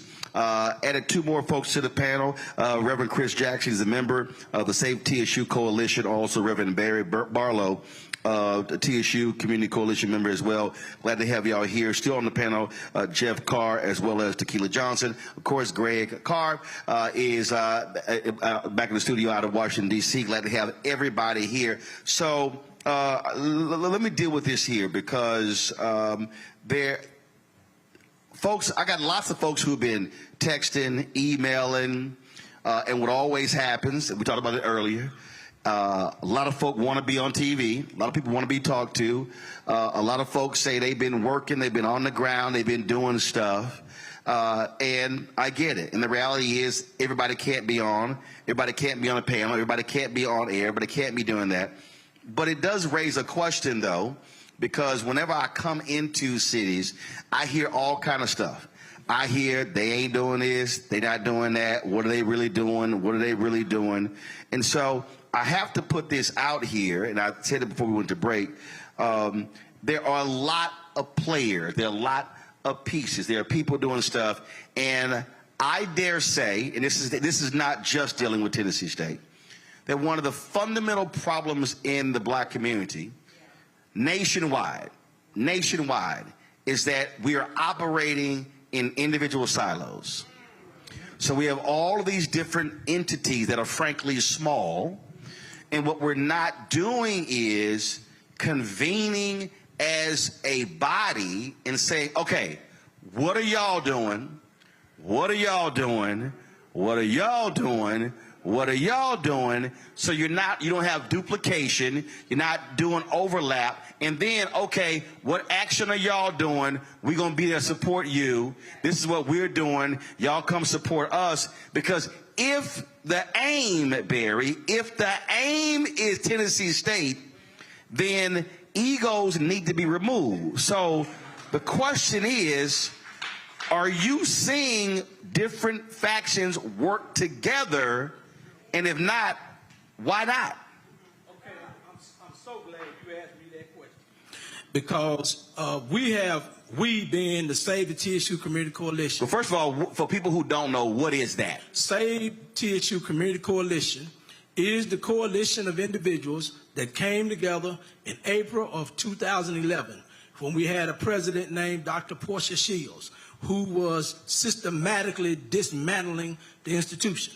We worked with the governors, the folks at the time, and as a result, Dr. Glenda Baskin Glover was appointed president. So that's who we are. That's our history. We were started by the famed, partially started by the famed civil rights leader, Kwame Lillard, who now Kwame Lillard Hadley Park is named for. So that is our history. So what we have been doing even now for about the past 2 years is talking to folks. I've been dying to say, in February of last year, we packed out. Where you stood today, you could not have stood in February of last year. But ever since March of last year, folks, different groups, have been doing whatever, sabotaging our town halls, not showing up. We put out flyers that don't show up. I'm in a group chat. You see, I'm a Sigma man, you're Alpha man. I'm on a group chat with 800 members of the D9. That one group. 800. They're not here. And I'm like you, unfiltered, call it out. They're not here. Aside from that, I am the chair of the Nashville branch of the NAACP Education. I did not get that email. I got the NAACP sign sitting out there because I did not get that information. So the fracturedness is coming because there are insiders causing havoc. Even when we ask the students to come, and then, again, I'm a fundraiser for the school. I have 2 daughters at the school. The youngest one is right. She's admitted. Okay, so they'll come back and tell me, well, we got this email saying we didn't need to come down here. Okay, I have personal friends on the faculty. We asked for the faculty meetings at one of these meetings. We got word that an email went out to the faculty telling them they didn't need to come down. Or it's just going to be one of these things they're going to handle. Even when they crucified TSU worse than Jesus on last Thursday, people were told not to come from the campus. It wasn't needed. So what we really got to do is work to find out who these inside people are sucking up God's good air and helping nobody, because that's what they're doing. And I agree with you and the rest of this panel. So seriously, we have people who want to be all in the limelight. They want to talk about the work, but they do not want to do the work. They just want. I'm gonna leave it right there. So how I sort of see this at the news conference earlier today, Tequila, Reverend William Barber talked about. He mentioned SNCC, and what a lot of people don't understand about SNCC. SNCC was called the Student Nonviolent Coordinating Committee. It was a compilation of organizations. It wasn't one organization, and so has there been an effort to literally call that meeting and say, look, it's a bunch of folk doing all sort of stuff. Can we sit down as leadership and talk amongst ourselves and plot this thing out so we're not getting burnt out, we're not wasting money, and how we can move together? People can still do their individual stuff as an organization, but we're aware what everybody is doing and working on one accord. Absolutely. We had a Pack the House last week, and I can say you had a Pack the House. What's that? We brought students up to the state capitol to Pack the House. Danny Glover, who's sitting in the audience, was helping us organize. How many showed up? We had about 50 students. Okay. We build. That's what we do. We are an alliance. We build coalition with other organizations. Now, I wouldn't dare say every organization is a part of the Grassroots Alliance, because some people just don't want to be a part of it, and that's okay. So first of all, your alliance is made up of how many people? We have 15 organizations across the state. 15 different organizations. Black organizations across the state. Yep. Across the state. Across the state. But in terms of the city, though, in the city, we have 7. Okay. They are? You want me to name them? Yes. So we are part of the Justice. You gonna say you got 7? You gonna name them 7? I mean, I don't mind. I'm just So we try to do these things in silo because we do operate in a state that is super racist and will target our partners. I got you. But we have the Equity Alliance. We also work with the 100-Man Stand. We also work with the Immigrant Rights and Refugee Coalition. We work with Civic Tennessee. We work with Action Tennessee. Who else am I forgetting? Labor is also a part of our Nashville Justice League, the AFL-CIO. We've worked with SEIU sometimes when we do election work. We probably have more than that. We've worked with IMF and did Souls to the Polls. We're part of IMF. NAACP, we've coalesced with them before. A part of our grassroots alliance, though, are those first 7 organizations that I named. But when we put out the call and say, I want to address that, because I think the disjointness is not all black folk. I think we have a generational disjointment. I think there are people of a certain generation that are like, we want to do it this way. We want to put out flyers. And we're saying we don't want to put out flyers because we can put a QR code on the back of a T-shirt, and we could get 500 people to sign up, and we can get our student organizers to call and text them 3 times and make sure that they get there. And so I think what we have to do, to this brother's point and to your point, is figure out how we bridge those generations. Well, I think on that point, and I think one thing has to happen. That is, younger folk and older folk have to actually understand that we communicate differently. Here's what I mean. So you take, the reality is, you take television, okay? So when TV One ended my show, people who watch news are typically older. This is how they watch. They ain't trying to sit here and so I actually kept telling my followers, when y'all go home for the holidays, teach all your relatives how to find my show. Now, it's so people stop. I get stopped all the time by folk who are seasoned saints who are like, I watch you on YouTube, I watch you on Facebook, but the reality, a lot still say, when you're back on television. So it's understanding that. My point is, you can actually do both. The key is, how do you reach people? So my whole deal is, if you got a QR code, good. Flyer, good. Phone call, good. All of it goes together. I think what happens, though, is that the first thing is, that's why I asked the question. The first thing is, there has to be a call made to say, all right, if we all say we all are fighting on behalf of Tennessee State, when are we meeting as leadership to go, okay, what is y'all plan for the next 6 months? Because at the end of the day, if I don't know what you're doing, and he don't know what I'm doing, and he don't know what Jeff doing, and Jeff don't know what she doing, and then next thing you know, folk just all over the place, and at the end of the day, the money's still not coming. And I think this is a huge thing that has to happen, because if the goal is to fight for the resources, we need everybody fighting for it. I just think it's a whole lot of just territories and who doing what and who does what. And I think the biggest thing is, first of all, call that what we call family meeting.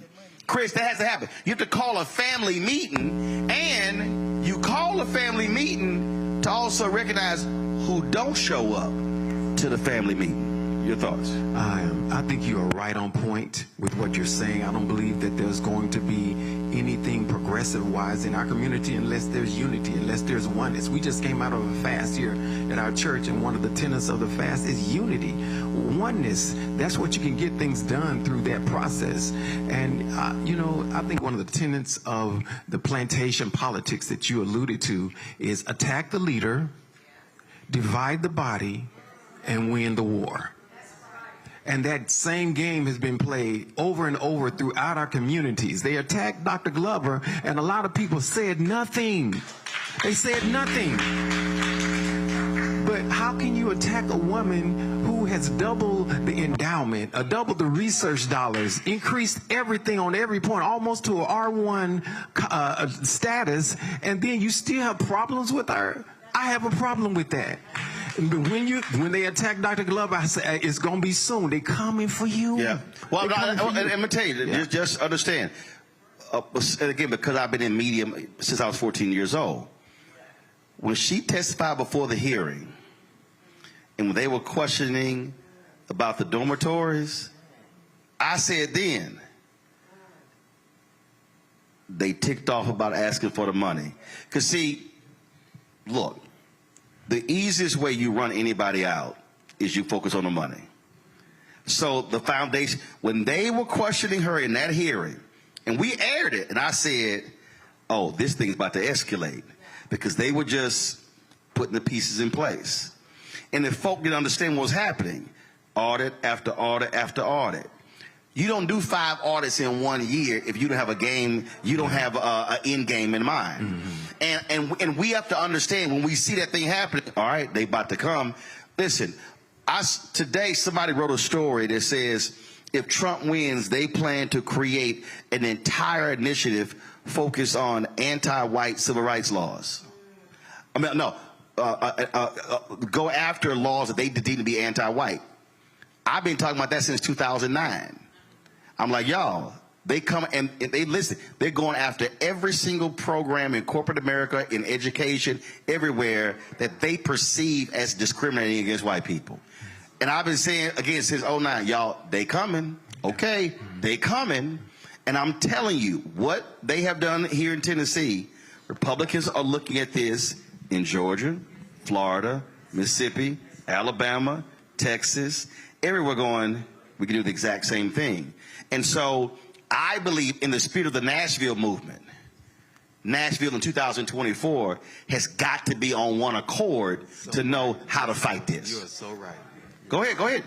You and Jeff, go ahead. Yeah, because I just want to keep addressing it, because I think that the narrative that we're not getting along or that we're disjointed, it's not all the way real. I think when you have national figureheads, no disrespect, like yourself, that pour in, that don't really understand the landscape, and you start talking to different people, then yeah, people get territorial, because you got every big national group finally paying attention to that thing that I've been pouring myself into. And you know, not us, because we're an organizing organization, so we do power building work, we do voter registration and things like that. But when this TSU thing came along, TSU reached out to us, Chris Jackson reached out to us and said, how can we begin collecting data?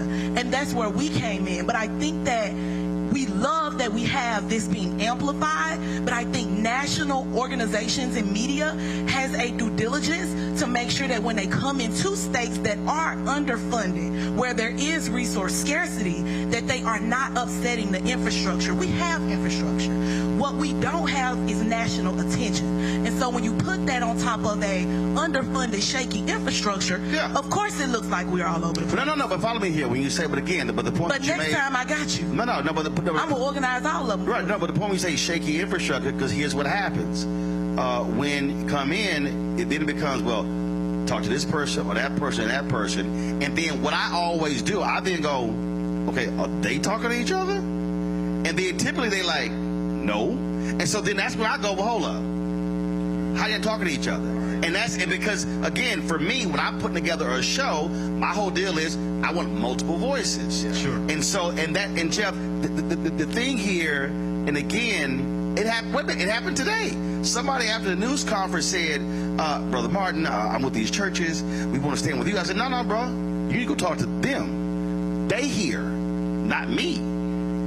And again, that's part of the deal. Because our job is to amplify, because the reality is CNN, MSNBC, Fox, ABC, CBS, they not here. And so we also know in terms of how you sort of drive media, because the other piece is there are people who are watching who they're already asking a question. How can we give? Well, if there's no avenue for folk to give, then it's like, wait a minute, I just wasted the opportunity. And so, Jeff, I'm pushing this. I'm going to go to you, then I'm going to go to Greg. Okay. I'm pushing this because I see this everywhere I go in the country, is that it's a lot of folk who are doing stuff. They don't necessarily just talk to one another. And I'm going, listen, make the job easy. If you already doing some work, cool, you got that. Okay, we're going to do this over here, not replicate. Yeah, indeed. And Roland, you spoke a lot there that needs to be unpacked. And again, I'm glad we're able to be transparent here on this network and have this conversation tonight, because there are things that just need to be said. And one principle I operate by, and that is, am I going to be able to sleep with myself when I go to bed tonight? That's it. I can paint houses, I can cut grass if I need to, but I come from a line of people who said that before I let somebody boss me around and tell me what to do, I will walk back roads naked and eat dog crap and feel I have dignity. That's my personal ethos. I don't put that on other people. But there is seriously an understanding of the law of attraction principle that is your vibe attracts your tribe, right? What does that mean? That means like energy attracts like energy. We are too concerned with being one finger instead of a hand. Let me make this visual for you. The Spirit is here in this space making it visual. On a hand cannot function if it's all thumbs. A hand cannot function if it's all four fingers, middle fingers, ring fingers, or pinky fingers. If we look at this as a community coalition, there have to be people who point the way. They have to have standards and experience pointing the way. Because a proven practice outweighs a brilliant theory. If you tell me you want to have people organized, you better show me and demonstrate that you have organized thousands of people and you can handle it. If you want to fundraise, you need to tell me that you can show me that you have the capacity to fundraise and to manage it transparently. If you are an agitator, I'll go to the middle finger and won't hold it up out of respect, Brother Jackson. Because there's some people, including our wonderful staff here, is going to tell people when it's time to go to hell. That's the street agitators. That's the C.E. Magruders. That is the Zuli Urseries. That is the Kwame Leo Lillards. I called the lineage. I sat on the floor and listened to these elders as I was coming up at Tennessee State and beyond. I've sat on the floor with elders as a grown man because I will always defer to wisdom that is based on experience and a resume. Any other time, I'm pleased to offer advice and instruction. There are people who are going to make the commitment to go through the hard times. There are people who are going to do things with style and grace behind the scenes, and there are people who are going to be the encouragers and get people out. That's how we operate as a hand. Now, I'm going to tell you, because I'm always cautious, right? Everybody can't date my daughters because they look like me, just because they look like me. I got some standards for my daughters. And I need to vet you. I need to know who your mother is. I need to know where you're from. I need to know if you've got goals in life. I need to know where you're going in your life. All of those things are vetted. There is nothing wrong with building coalitions because I've been a part of building coalitions for the last 30 years. Mm-hmm. Walking up and down Jefferson Street, my office was in the hallway of the NAACP with the third eye. You all remember that days. I was there paying $125 a month, getting $10 ads from businesses all up and down Jefferson Street to support that. Amun-Ra Theater, we built coalitions that had me sleeping on roofs to raise hundreds of thousands of dollars to put kids in an arts program. We built Nashville's first tiny house community. Now the gentrifying community is building on, but we built it. We didn't have any money, but we crowdfunded it, and over 68,000 people came around and helped us build that. I've raised $750,000 or more on crowdfunded initiatives. I'm always one to say, if you got someplace to send the money, send the money. Roland knows when we're on the show, we're not going to let this network die. We're going to make sure that it is the biggest network, grassroots network, period. And notice I didn't say black. It's already that. But we're about to expand this thing because we know what it takes. And why? Because consistently throughout the years, from TV One to the first time I heard this brother's voice when we were on News and Notes.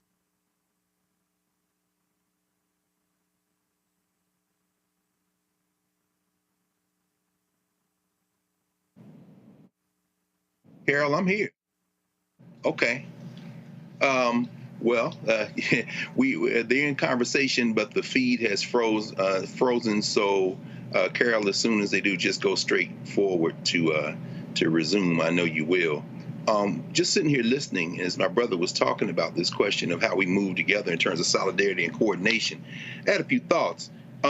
This Tennessee State moment is a point of entry. It's a proxy, really, for our battles up and down in Black America. And so a few things. One, to talk about unity. Talk about the unity Reverend Chris talked about. You know, we can talk about how solidarity politics informs this work. And I want to take that right back to Tennessee State. The reason I went to law school, in fact, was the Geyer case in 1968. By the time I was a student body president, Tennessee State, 1986-87, a bunch of us went to law school because we were going to be lawyers, modeling after the lawyers we saw fighting the legal battle with victories. And I'll never forget being at the Legal Defense Fund in Manhattan. There was a young lawyer named Sherilyn Eiffel who was on staff there. The great Julius Chambers was the director of LDF at the time. They had a national meeting of the black lawyers who were filing these lawsuits to get the resources for HBCUs. Alvin Chambliss is still around. Roland knows Alvin. He's talked to him many times. This is what led directly to the lawsuits, United States versus Louisiana, where you saw money go to Grambling and Southern and other places. Ayers versus Fordyce, that's the money that went to Jackson State and Mississippi Valley and Alcorn. There was Knight versus James. That was a settlement in the state of Alabama. Well, that's where that football stadium came from, that's down there in Montgomery for Alabama State. Alabama State got $25 million for capital improvement, and Alabama A&M got $7.3 million. So what does that have to do with today? The lawyers now have to coordinate. It's going to be the Lawyers Committee for Civil Rights. It's going to be the Legal Defense Fund. We need to have a national meeting of lawyers to coordinate the strategy. So I'm going to tell you what these hillbillies are doing. The hillbilly horde with the American Enterprise Institute, the hillbilly horde with ALEC, they coordinate. And so it's very important for us to understand that. The gentrification of education, we heard that mentioned a moment ago. My brother was talking about property values in Nashville. Well, you see the same thing on Georgia Avenue with Howard University. You see Norfolk State University in a gentrified community, gentrifying community. Virginia State University. You see it with Morgan and Coppin State University, North Avenue in Baltimore. We have to have our black folk who are involved in real estate and business coordinate with local and state elected officials to talk about how our HBCU campuses are under siege like that. Look at Johnson C. Smith in Charlotte, where we see this. And of course, this is a role for the Thurgood Marshall Fund. This is a role for the Negro College Fund to convene these meetings more than just talking about policy. No, we need to have an alarm that involves solidarity politics. A couple more things. Our HBCUs are not just regional campuses, our public HBCUs in the South. They're also national campuses. We all remember what happened in North Carolina A&T when the hillbilly horde tried to punish them. A&T is projecting having 13,500 or so students in their entering class. I mean, in their total student body coming up for the 2024 year. Well, guess what? The state of North Carolina imposed a 35% cap on out-of-state enrollment. Now, that doesn't impact the other state schools, which are regional schools with a national dimension, but they're not going to overflow that. Remember, A&T had 41% out-of-state enrollment. Why? Because students from all over the black world and the black nation do not tick off whether or not they're not from Mississippi, not from Tennessee, not from Alabama or Florida when they come to A&M, Florida A&M, or Prairie View, when they come to Tennessee State. That goes back, that's a vestige of the 1960s when the hillbillies accused those black folk who were from Chicago, who were from New York, who were from Detroit, of coming down to the HBCU campuses and riling up their good, docile undergraduate Negroes, and they tried to blame them for the Black Power movement and the Civil Rights movement. That's another element. We have to coordinate. These are coordinated attacks on our institutions that we can fight back from in a solidarity politics. We have to educate folks. In other words, we have to educate folk as to the history of this long-range struggle, because these are not unrelated incidents. These are not unrelated issues. And if we do that, we can then begin to apportion out, as Roland was talking about a moment ago, the tasks at hand. When you have young people, for example, young people, and we heard that a moment ago when you heard Tequila talk about that, young folk who know how to use the technology differently, then they need to apply that strategy. But in order to do that, okay, we're going back to Roland now. Okay, thanks, good, thank you. All right, Greg, we appreciate that. Our signal froze here, but we are back. Senator Charlene Oliver, you had on the show. She joins us right now, and glad to see you here. Listen, Reverend Barber said it earlier. This is going to require action from students, alumni, supporters, community as well, but also legislative. And so, where do we stand right now? What are the marching orders from? First of all, we ask this question. Has the Black Caucus as a body, I got to ask the question, has the Black Caucus as a body stated emphatically calling for the full funding of Tennessee State, the $544 million, the $2.1 billion. Has that happened? Good evening, everybody. Short answer of that, officially, no. But unofficially, we have taken stances on this. The Black Caucus, that is. Chairman Sam McKenzie has led the charge on that and been very vocal. We have put in budget amendments every year to make sure TSU gets its appropriations. But the short answer is no. Unfortunately, I really hate to say this, but when I came into the Senate last year, I got elected, it's been a disappointing environment to come from organizing where we have to work in coalition, where we have to be a team, and then to come into the legislature, and it is not a team effort. I will have to say that. Everyone is out for themselves. Everyone is out to make themselves look good. It's about their legislative agenda, and that's just the unfortunate piece. We haven't been able to really be unified inside the building. I mean, we all know theoretically everyone supports TSU, but outwardly speaking, we haven't seen that as much as we should have. Absolutely. Okay. So, what then? Okay. So, what is next? Okay. So look, the governor's appointed these board members.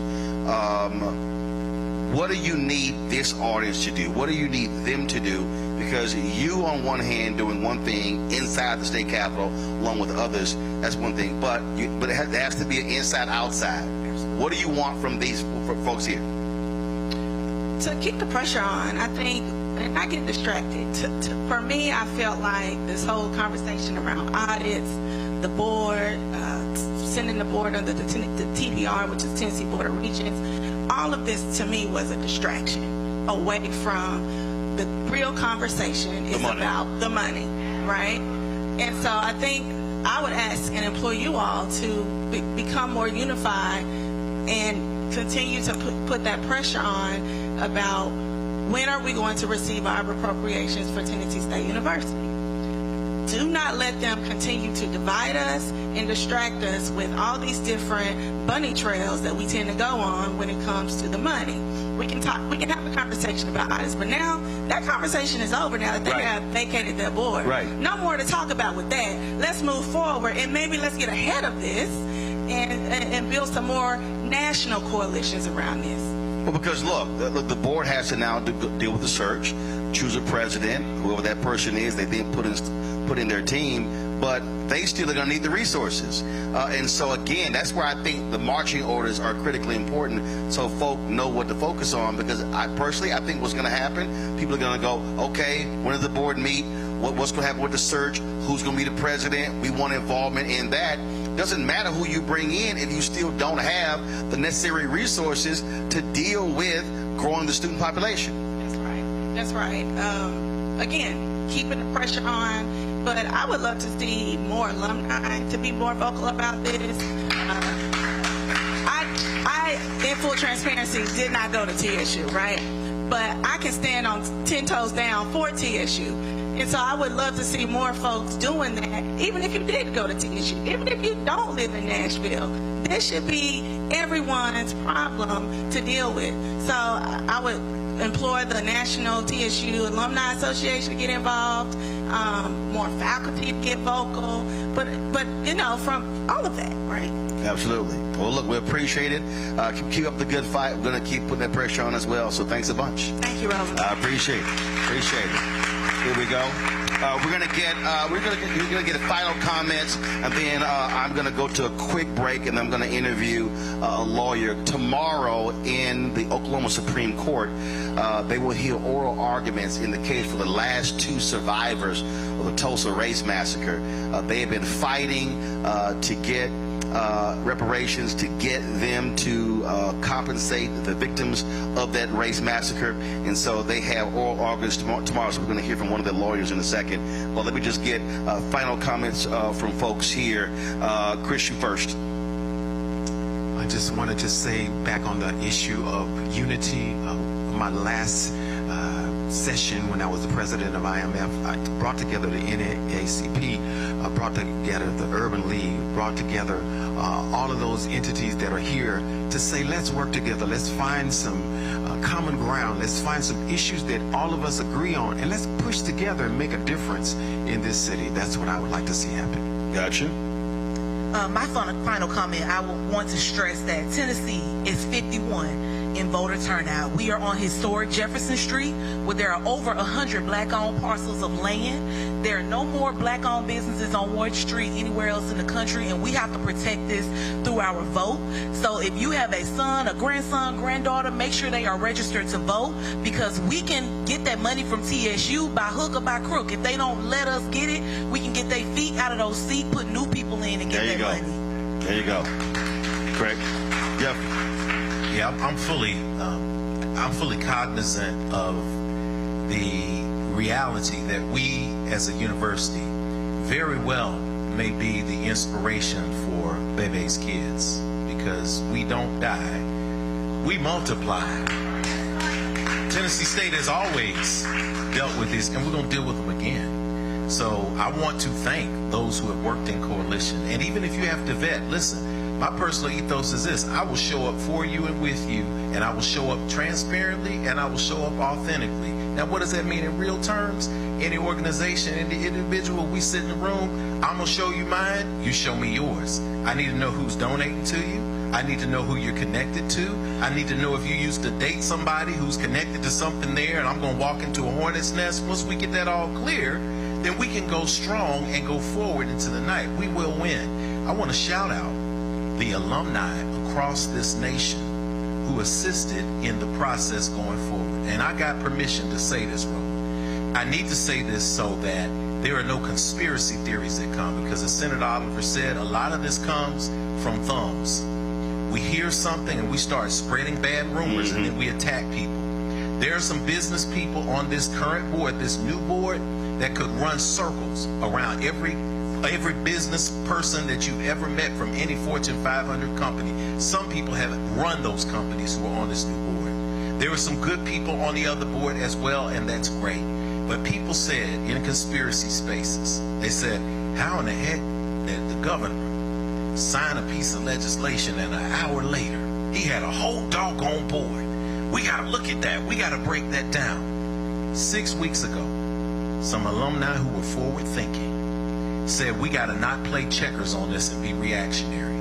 We have to get ahead of this game. I got permission to say Dwight Beard's name. Those of you who know Dwight Beard, great guy. He will hold on to you, and if you mess up, he's your fraternity brother. He will curse you out 100%, but he will stand with the university. They sent out a national email, Roland. Have you heard this already? Okay. They sent out a national email to alums.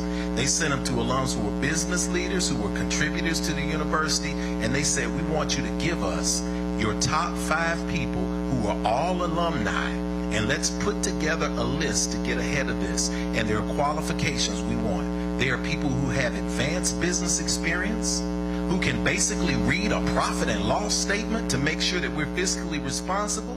They must love TSU and be active, and they must be willing to serve as either a board person, or they could qualify to be president of this university. They did that and went through several rounds over the course of 3 weeks of emailing on a listserv back and forth. When they finished, they had 15 candidates who everyone felt comfortable with. That is the list that they provided to the government and to the governor.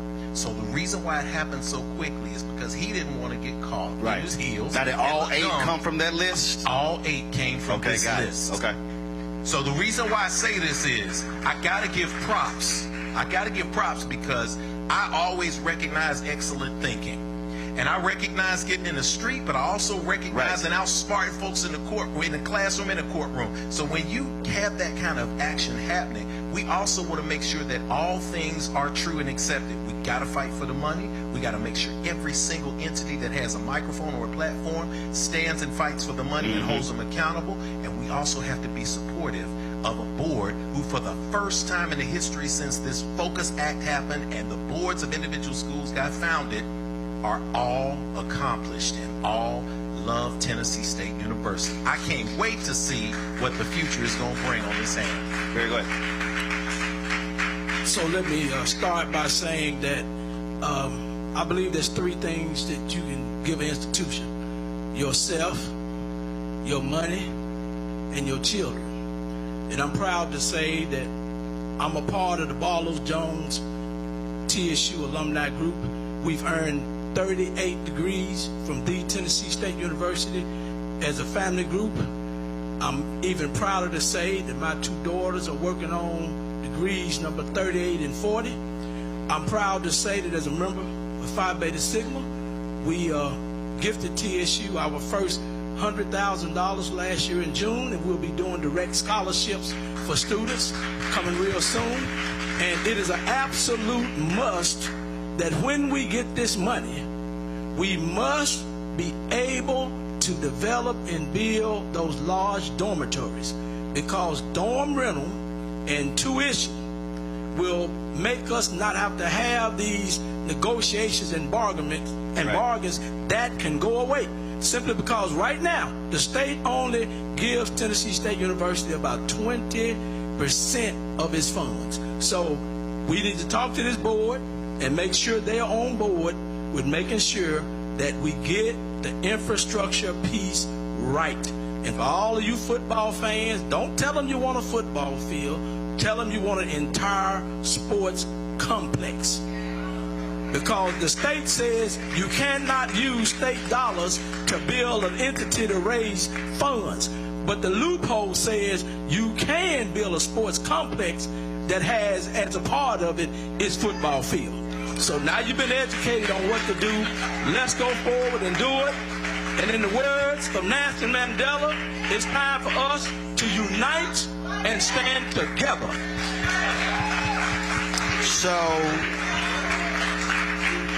but I want to do this here because, again, I think it's important that you have the right information. So when you've seen a lot of these, you're talking about the underfunding.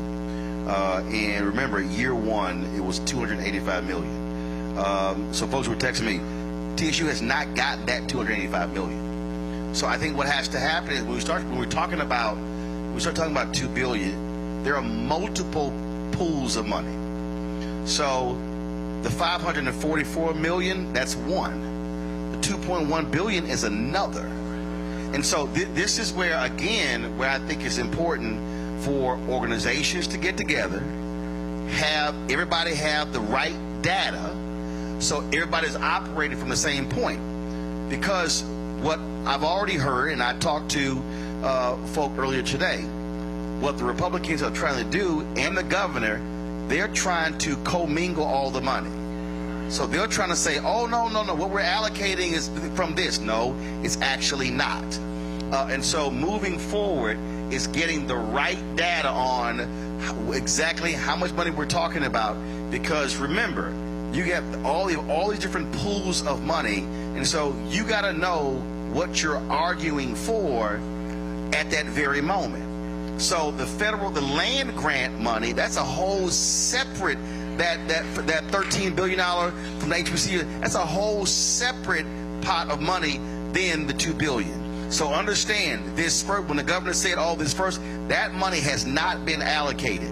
It's $285 million, which is supposed to go to a STEM center, it's supposed to go to program updates, it's supposed to go to endowment and scholarships, as well as an academic sports complex. So what you're talking about, that money has not actually been allocated.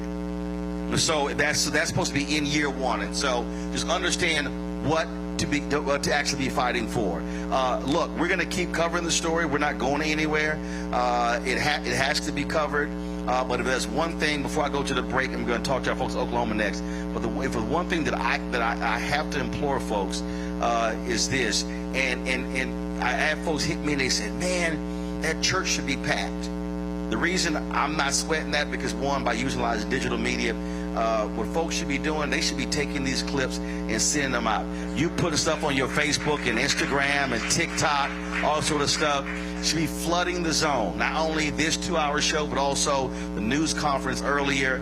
Get in the algorithm, and that is whatever hashtag, same thing. Create one hashtag. that y'all figure out whatever it is and tell us what the heck it is. And then that way, when people are posting on all these platforms, you're building a resonance because, as Senator Oliver said, they have to feel the pressure. I fundamentally believe the reason this legislature took the action in the past year because only 10, 12, 11, 50 showed up.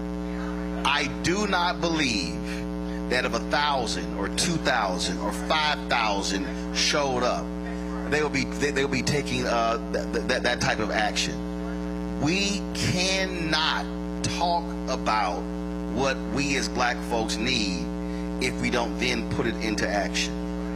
And then, to your point, we have to explain to people, and I deal with this all the time, man, you keep talking about voting. I said, because that's also power. You cannot talk about TSU needs the money if you don't change the politicians who are the ones who vote on the money. I mean, they all go together. So I don't want to take over. I know you got to go to something. But final comment, then let Greg make his final comment. Go real quick. I'll give you 30 seconds on this, and I don't know why Spirit is here. But what you said about voting is voting. But also added to voting is leverage. We haven't heard anything from the city on this. Right. But the city wants to put out those contracts for that new stadium. They're going to be asking us to raise our sales tax to build a transit system. There you go.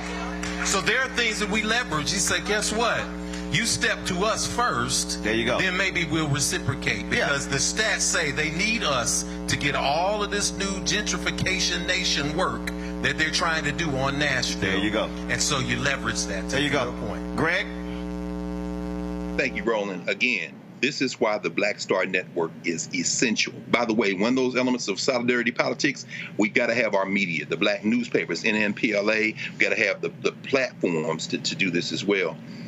There's a common denominator here, and the common denominator is control. Control. This is a story about control.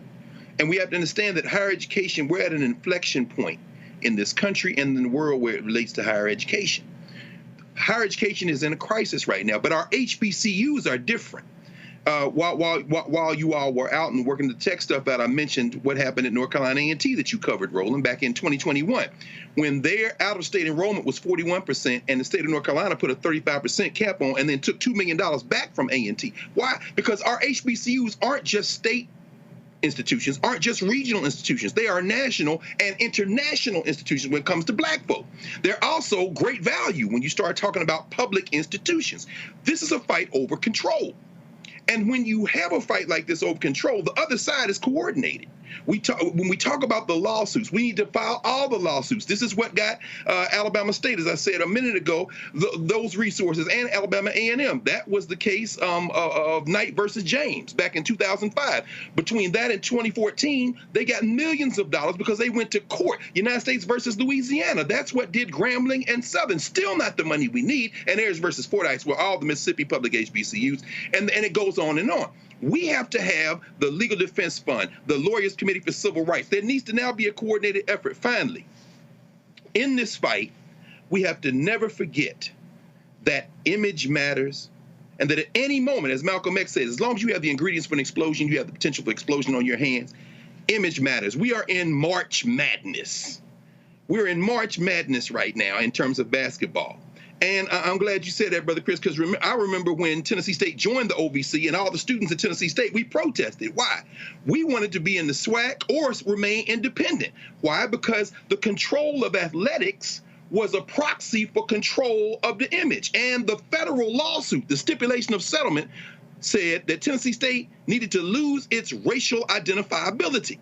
So that's why they joined the Ohio Valley Conference in the first place. Here we are finally in a season where we need those who have platform, our athletes, student athletes, those who are committed to HBCUs, a guy like Chris Paul, who did not go to a black school, but who supports Winston-Salem State coming out of North Carolina. We have to encourage them to now train their eyes on these institutions. Because I tell you right now, if you can get about 20 of these top high school sisters who playing basketball to not go to LSU, but go to Southern, not go to University of Tennessee, maybe go to Tennessee State, not go to University of Florida like Shaq's daughter is about to do, and go to Florida A&M, they can carry this message in a different way. And that all requires coordination and unity. And the Black Star has struck a mighty blow with this point of entry to a conversation we should have been having all along. So thank you, brother.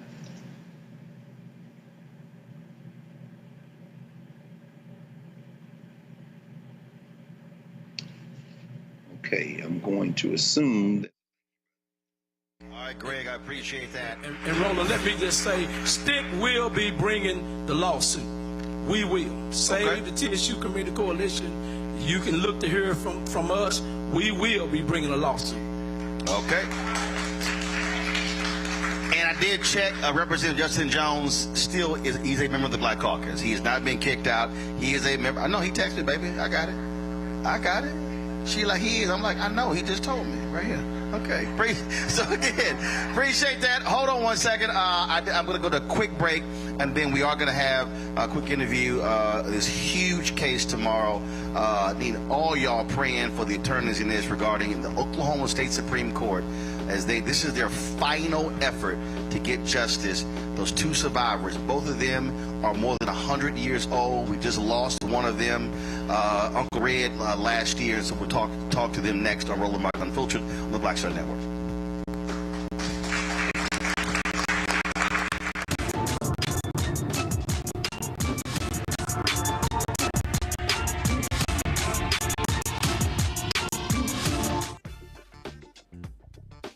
As bad as Trump was, his economy was worse, and Black America felt it the most. He cut health insurance while giving tax breaks to the wealthy and big business. As president, I put money in pockets and capped the cost of insulin at $35 a month. There's a lot more to do, but we can do it together. Fanbase is pioneering a new era of social media for the creator economy. This next generation social media app with over 600,000 users is raising $17 million, and now is your chance to invest. For details on how to invest, visit startengine.com/fanbase or scan the QR code. Another way we're giving you the freedom to be you without limits.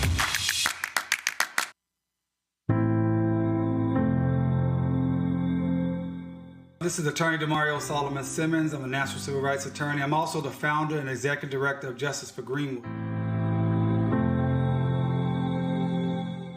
Many of you guys know I've been leading the fight with the last two living survivors and the Greenwood community overall. We have a historic hearing coming up on April 2nd at 1:30 p.m. in front of the Oklahoma Supreme Court. I need all of you to support us as we try to get justice for this issue for the first time in almost 103 years. Sign up to support us during this hearing on Tuesday at justiceforgreenwood.org/watch party, April 2nd, 1:30 p.m. We need your support, your messages, and your prayers. We appreciate you. Justice for Greenwood. Hey, what's up? Geek Tony in the place to be. Got Kicked Out Your Mama's University, creator and executive producer of Fat Tuesdays, an air hip-hop comedy. But right now, I'm rolling with Roland Martin, unfiltered, uncut, unplugged, and undamn believable. You hear me?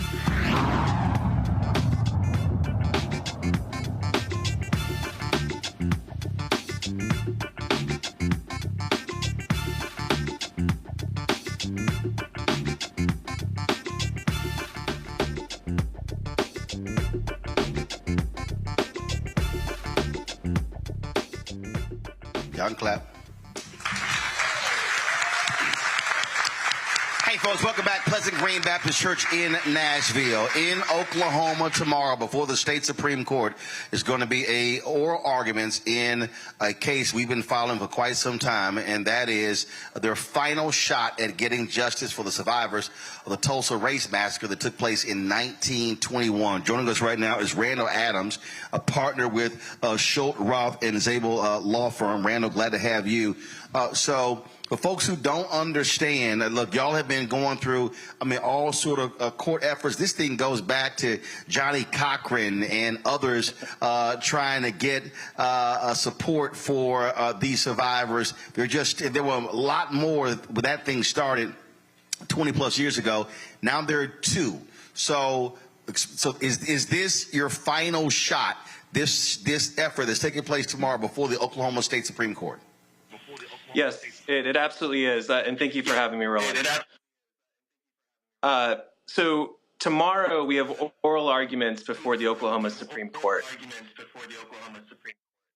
And in July of last year, the trial court in this matter dismissed the case on a motion to dismiss, which essentially was a ruling that we weren't going to get the chance to have a trial at all, and essentially said that this case ends right here, that we hadn't even stated a claim for a case. And so the court dismissed us last July, and we've appealed to the Supreme Court of Oklahoma to reverse that dismissal. And at this point, truly, all we're asking for is to go back to the trial court and have a trial in this case, which would be the first time that any court in Oklahoma, anywhere in America, that has heard a case about the Tulsa Race Massacre, which is a real travesty that our survivors have never even had their day in court yet. So, again, they will make this decision. Y'all have gone through so many different avenues. After these oral arguments, let's say the Oklahoma State Supreme Court doesn't rule in your favor. Is that it? That's it. That's it. So we can't appeal to the U.S. Supreme Court because this is a question of state law. So this is the final show. It really is. There's nowhere left to go after this. Mother Randall and Mother Fletcher, as you mentioned, are both 109 years old. And this case that we brought, which is a public nuisance case, and the reason this public nuisance case is special is that there's no statute of limitations, which means that there's no amount of time that it can be too late to bring a lawsuit. So that's why we're still able to bring this lawsuit 100 years later. But you're right, that's it. There's no other lawsuit that can be brought based on the massacre if this doesn't proceed. So that is taking place what time tomorrow? That's 1:30 Central. Does the Oklahoma Supreme Court, do they allow a live stream? I know the U.S. Supreme Court, they allow audio to be streamed. What about Oklahoma? There'll be a live stream. So if you go to Justice for Greenwood's website, you can watch the live stream there. All right, well, look, we're going to talk to Demario. We're going to be carrying that on the Black Star Network. And so the folks here in Nashville, I'm sure around the country, are praying for you and all the other lawyers that these two survivors will finally be able to get some justice for what took place, just the total destruction of Greenwood in 1921, which was a state action. That involved the city and the state. In all of these years, more than a century later, they have refused to financially compensate folks for what they did to the black community of Greenwood there in Tulsa. Absolutely. It was a white mob deputized by the city and the state to go in and destroy this flourishing Black Wall Street neighborhood. And again, in 100 years, this is the worst act of domestic terrorism in U.S. history, and no court has ever even had a hearing or heard evidence or done anything about that. And this is truly, this tomorrow is really the last chance for that. All right. Randall, we appreciate it. Thanks a lot. Thank you very much. All right, I want to thank everybody here, all of you who are watching. Please support the effort because, again, today is Tennessee State. Tomorrow it could be FAMU, Texas Southern, Prairie View. It could be Alcorn State. It could be any of our state public institutions. Also, folks, don't forget to support us in what we do. Look, we don't have billionaires and millionaires cutting us checks. We don't have any of that. We really built this bootstrap from the beginning, and our fans have been huge supporters of this show, playing a big role and for our ability to be able to grow, to be able to do this. Our fan base has given us more than $2 million over the past 5.5 years. That has been absolutely critical. I said earlier, so the brother's name was Sam Lofton. Sam was at the Capitol today. He's like, look, I don't do all that other stuff. And we got a lot of our folk who are old school. They don't do Cash App, PayPal, Venmo, Zelle. They still send checks and money orders. And I'm glad because not one of those checks, I think one check did bounce. But there ain't been no bounce checks. So I appreciate all of our folks. So you can support us by joining our Bring the Funk fan club. We purposely don't charge a subscription fee. A lot of folks out here, they charge that. We wanted to have our content accessible to everybody at all times, which is why we stream on YouTube, Facebook, Black Star Network app. Of course, we're on 4 fast channels as well. And so you can see your check and money order to P.O. Box 57196, Washington, D.C., 20037-0196. Cash App is $RM Unfiltered. PayPal is R Martin Unfiltered. Venmo is RM Unfiltered. Zelle, Roland at RolandSMartin.com. Roland at RolandMartinUnfiltered.com. Download the Black Star Network app. We're available on Apple phone, Android phone, Apple TV, Android TV, Roku, Amazon Fire TV, Xbox One, Samsung Smart TV. As I said, you can watch our 24-hour, 7-day-a-week live streaming channels on the 4 platforms. You can go to Amazon Fire, go to Amazon News on Amazon Fire. If you have an Alexa, you can say, Alexa, play news from the Black Star Network. You can hear the audio. You can also go to Plex TV, Amazon Freevee, and Amazon Prime Video. Just look for our Black Star Network channel. We're right there along with the other networks, ABC, NBC, CBS. Black Star Network is right there as well. And so we appreciate all the folks. We appreciate Pastor. We appreciate for allowing us to be here at Pleasant Green Baptist Church. We want to appreciate all of y'all for coming out as well, thanking our panelists as well. We're going to stay on the case, folks. And so y'all stay tuned as well. Y'all take care. I'll see y'all tomorrow back in Washington, D.C. Black Star Network is here. Oh, no punch! I'm real revolutionary right now. Thank you for being the voice of Black America. All momentum we have now, we have to keep this going. The video looks phenomenal. See, there's a difference between Black Star Network and black-owned media and something like CNN. You can't be black-owned media and be scared. It's time to be smart. Bring your eyeballs home. You dig?